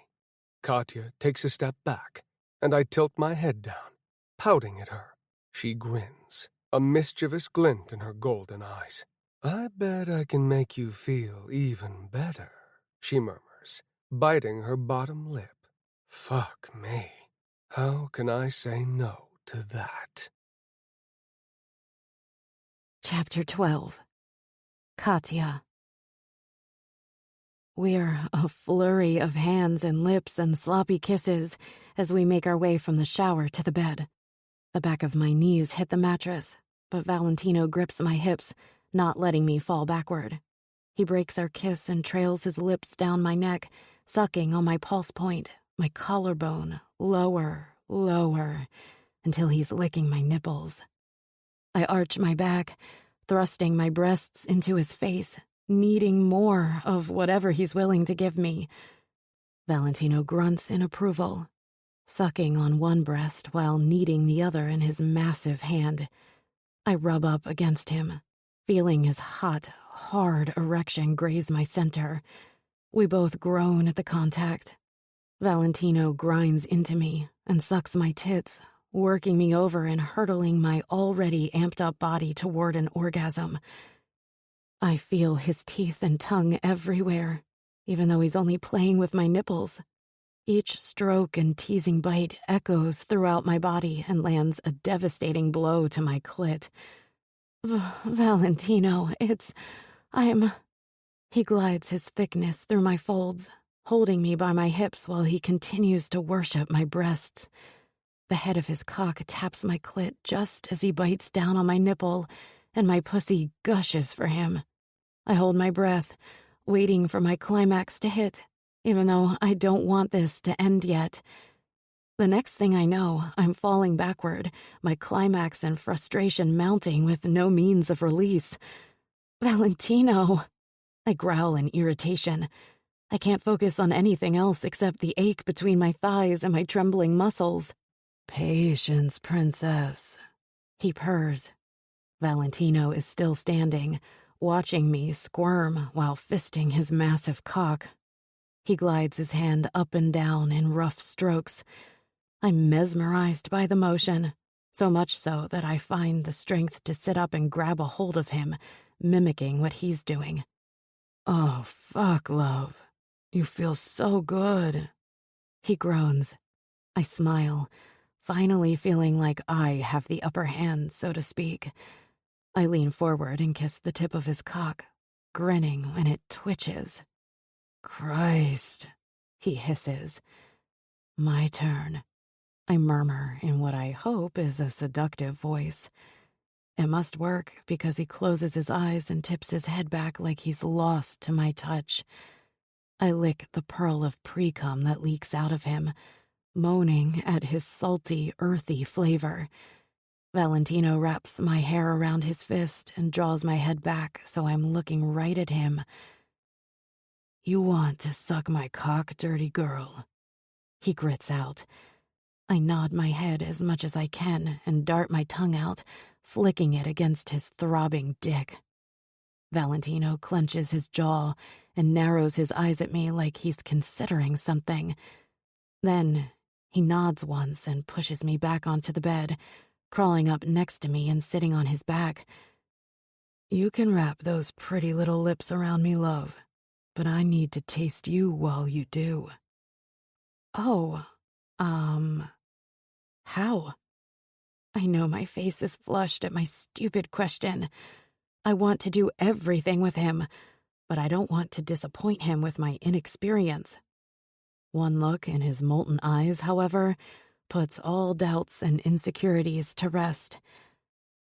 I'm going to love teaching you all the ways your sexy fucking body can feel pleasure, he growls. Now turn around and straddle my face, princess. Ride me while you suck me off. His filthy words spark the fire that never went out deep in my core. I scramble to get into position, then hesitate as a wave of vulnerability hits me square in the chest. I feel so much more exposed like this. Valentino doesn't let me get stuck in my head for long.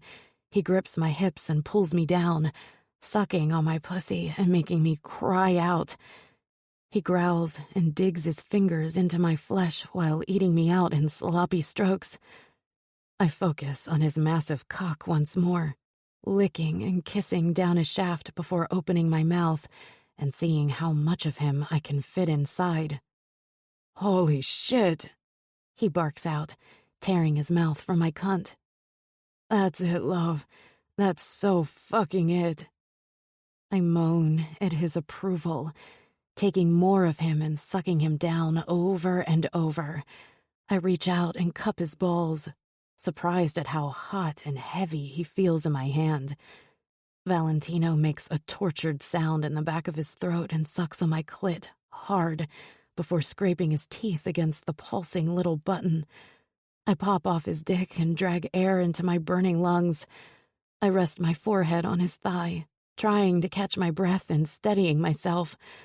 My entire body trembles, my muscles tense, my pussy throbbing and soaking Valentino's face as he licks me over and over. He continues sucking on my clit and circles my entrance with the pad of his thumb before pressing it inside. I slap the mattress with one hand, then ball up my fist, clenching the sheet and twisting it around my fingers. Valentino. I whimper as my hips start to buck. I can't stop. I need more. Need him to put me out of my misery. He hums and shakes his head back and forth, nearly making me collapse. I widen my legs and press my convulsing cunt down on his mouth, not even caring how wanton and slutty that makes me. He did this to me. He drove me to the brink of insanity. It's right there, so close to the surface I can taste it. My long-awaited orgasm claws at my insides the way I'm clawing at the bed, desperate with the need for release. Off, Valentino growls, pushing me off him and to the side. I land on my back with my legs spread out. Tension wraps itself around my body and pulls every muscle tighter, tighter, tighter, squeezing the air out of my lungs but never letting me find relief. No, I whimper. The need to come is so painful I feel tears burning the back of my eyes. Please, please, please. Valentino sits up and grabs my hand, guiding it over my quivering pussy. He drags my fingers through my soaking slit, making me suck in air when I touch my clit. He grunts and uses my hand to rub furious circles over my swollen bundle of nerves.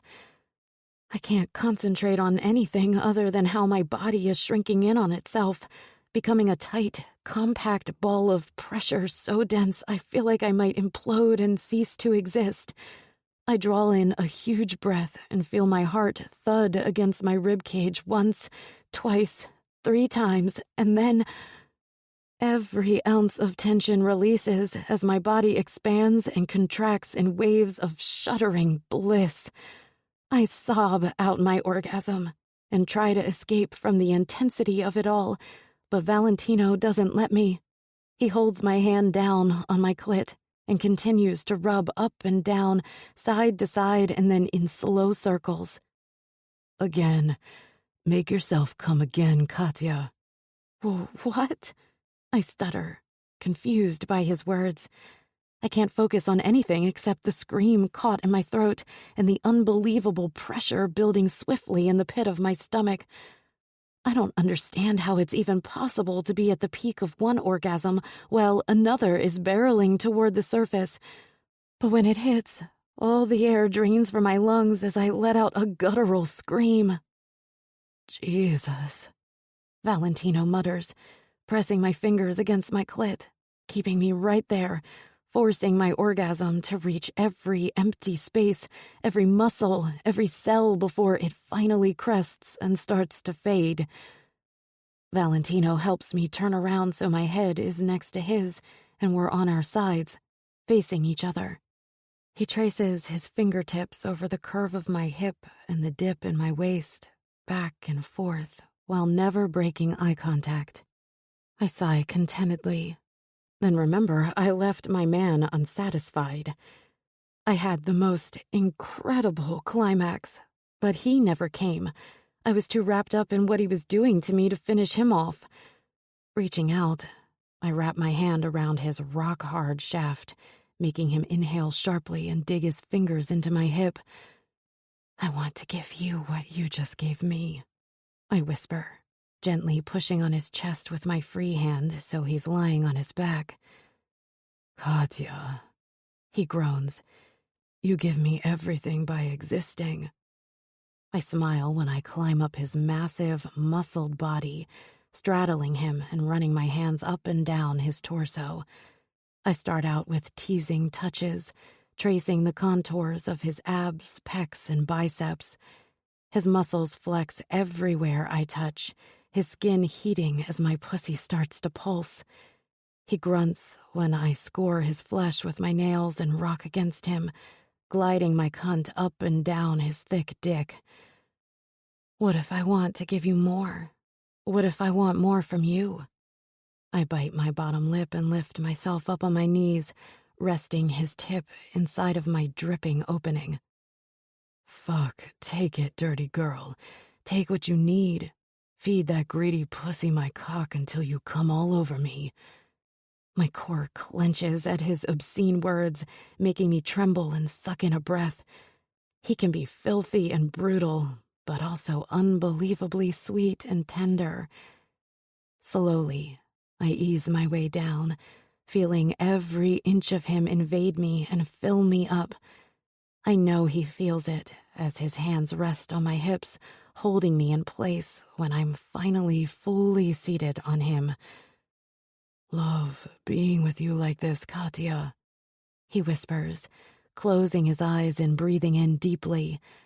My pussy tightens around him as if agreeing with his statement. Valentino flexes his hips, wedging his cock deeper inside of me and making us both cry out. I grab his hands from where they are holding my hips and slide them up my body, placing them over my breasts. He takes the hint and squeezes my soft flesh, pinching my nipples.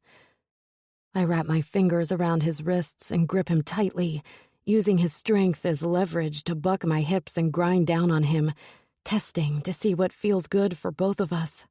I angle my hips, hitting that spot inside me that drives me straight to the edge. I know it feels good for him when he squeezes my breasts roughly and growls. Lifting myself up slightly, I drop down on him, hitting that same spot. I bounce on his cock, working us both up until we're sweating and shaking. I let go of his wrists and tangle my fingers in my hair, putting myself on display for my man. He makes me feel seen and loved and so desired. It makes me want to show myself off to him for his pleasure and mine. So fucking beautiful. So fucking mine, he growls, sliding his hand down my back to grip my ass. He squeezes and separates my cheeks while thrusting his hips, fucking up into me so hard I fall forward. I catch myself on my hands, one on either side of his head. Valentino, I moan as he lifts my ass, and then he shoves me back down on his cock. He's so thick, so freaking long and hard, stretching me painfully, deliciously with each stroke. My lips meet his in a frantic kiss, his teeth clashing, tongues tangling, breaths choppy and uneven as we get lost in our own rhythm. I snap my hips against his and bury my face into the side of his neck, unable to hold the weight of my head as a deep, drugging pleasure blankets and burns through me, destroying me in the best way possible. That's it, love, he groans.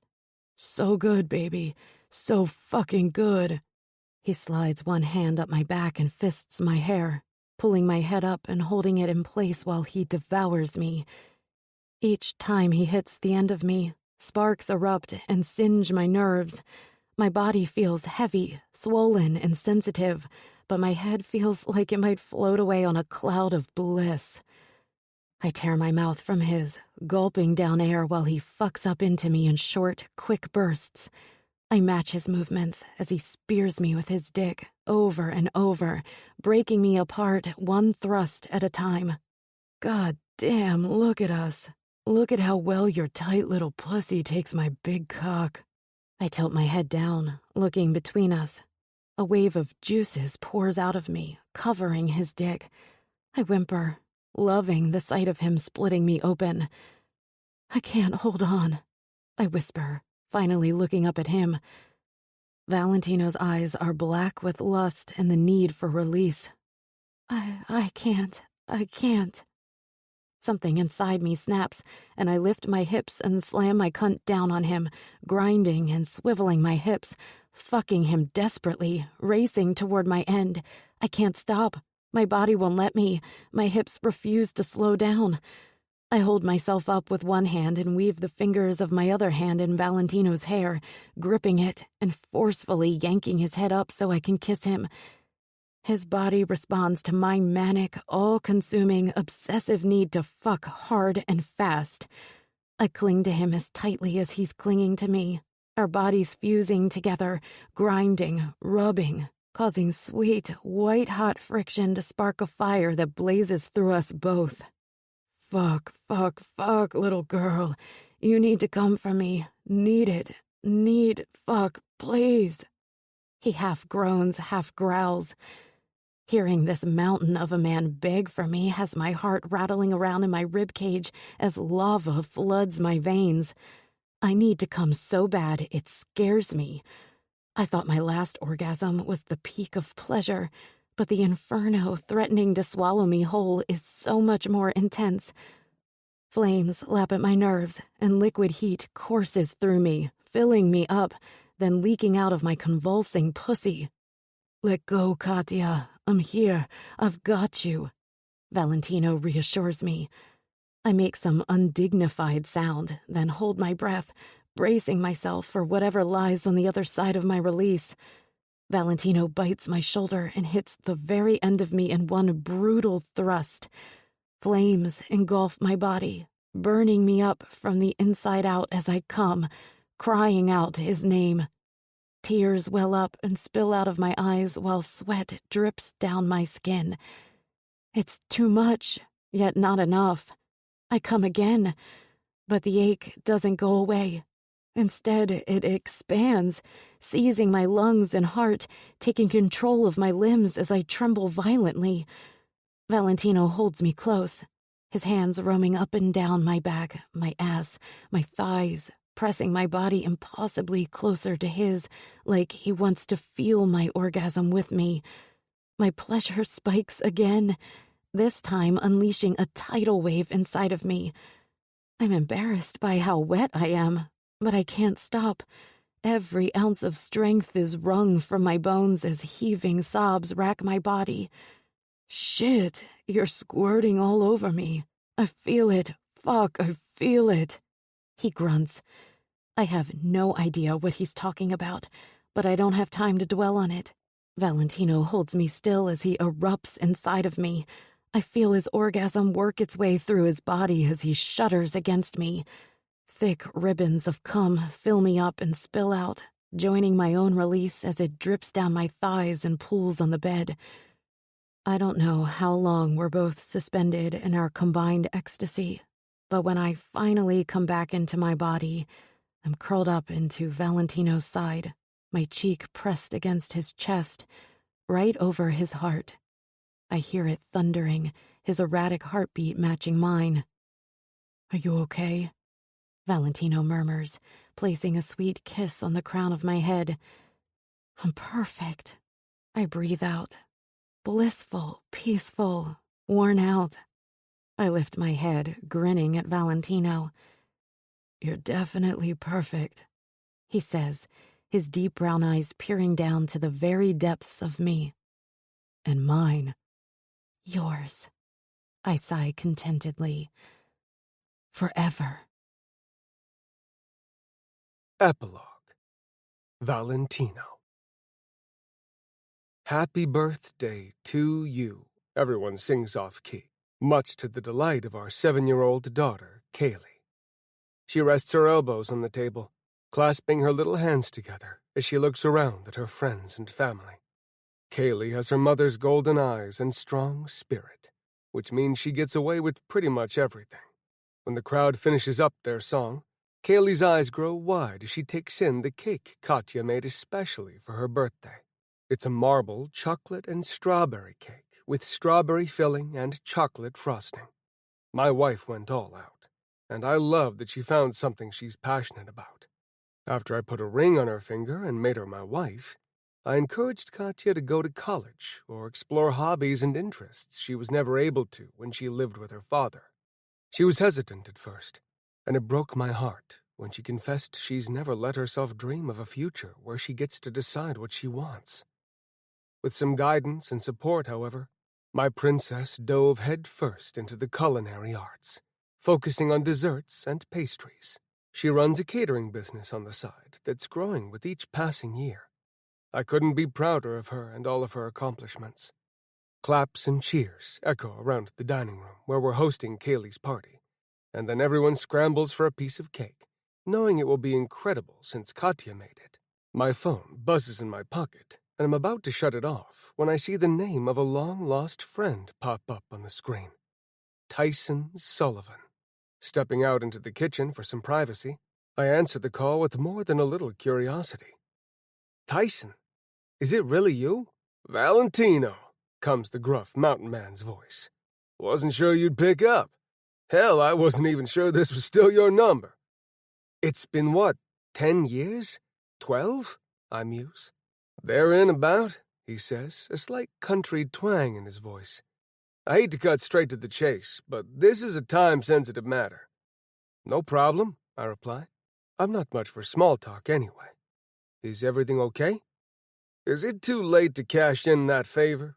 You might not remember, but of course I remember. You saved my stupid ass on my first assignment.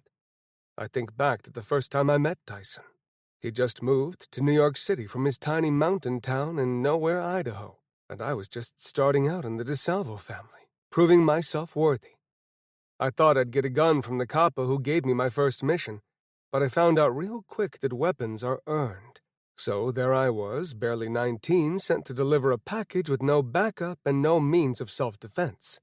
Long story short, I was tracked after making the handoff and chased down by some crazy-ass motherfucker. Still don't know where he came from or what his problem was, but he got the jump on me before I even knew I was being chased. I could have handled one man on my own, but when 3 others showed up, I knew I was in bad shape. That's when Tyson showed up. He grabbed one man by the back of his shirt and ripped him off of me, tossing him aside as if he weighed nothing more than a sack of flour. With that momentary distraction, I was able to scramble to my feet and help the stranger fight off the other bastards until they had had enough and ran away with their tails between their legs. I had nothing to offer him at the time, so I promised him a favor to cash in once I was high enough in the ranks of the DeSalvo family. Looks like today is the day he's cashing it in. What do you need? I ask after a moment of silence. There's a woman, he starts, making me smile. More like an angel. A scared angel who has some secrets she thinks I can't handle. I can relate, I tell him, thinking of the first week with my Katya. We both had secrets and needed the safety of each other to confess them and heal. I need to know how to protect her. Can you look up information on people? I'm not sure what the scope of your influence is. Limitless. Tyson chuckles. Good. I'm going to need you to do some digging on her family and their business interests. And, maybe you could gather some other intel? Something that could be used to blackmail someone, perhaps? Exactly. Text me all the info you have and I'll run it through our networks. Might take a day or two. Thank you, Valentino. I mean it. I owe you more than looking up information. You saved my life. This is all I need. Keeping my angel safe is the most important thing to me. Well then, how about I settle for an invite to the wedding? Deal, Tyson grunts. We say our goodbyes, and I head back into the dining room. My eyes are drawn to Katya, and I can't help but smile at how beautiful she is. Our 3-year-old, Kira, is balanced on my wife's hip, sound asleep as sunlight from the bay windows bathes both of them. Katya returns my smile, weaving through the people to stand beside me. What are you thinking about? She asks, gracing me with another smile. You, of course. It's always you. Katya rolls her eyes, but I know she loves it.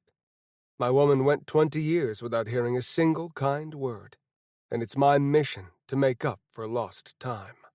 I slip my hand into Katya's, weaving our fingers together as I lift her hand to my lips. You're radiant today, I tell her, bending to kiss her temple. You always say that. It's always true, I counter. My sweet girl blushes as she leans against me, resting her head on my shoulder. I wrap an arm around her waist and tuck her into my side, pressing a kiss to Kira's head and then Katya's. My heart is filled with pride and joy as I hold my wife and daughter and watch my other daughter obliterate her piece of cake the way only a child can. Love you, Katya sighs, her eyes fluttering closed. Love you more, I whisper. Katya tips her head up, peeking one eye open. Nope, not possible. I'll fight you on this one, mister. I expect nothing less, I say with a chuckle. My woman gives a satisfied nod, before snuggling back into my embrace. I never thought I'd be this happy. Never thought I deserved goodness in my life. But Katya changed everything. I can't wait to spend the rest of my life showing her my gratitude. This concludes Valentino by Cameron Hart, narrated by Soren Gray and Helena Walters. Copyright 2023 by Cameron Hart. This unabridged audiobook is published by arrangement with Cameron Hart, care of SBR Media, and was produced in the year 2024 by Tantor Media Incorporated, a division of Recorded Books, which holds the copyright thereto. Please visit tantor.com for more information on our growing library of unabridged audiobooks.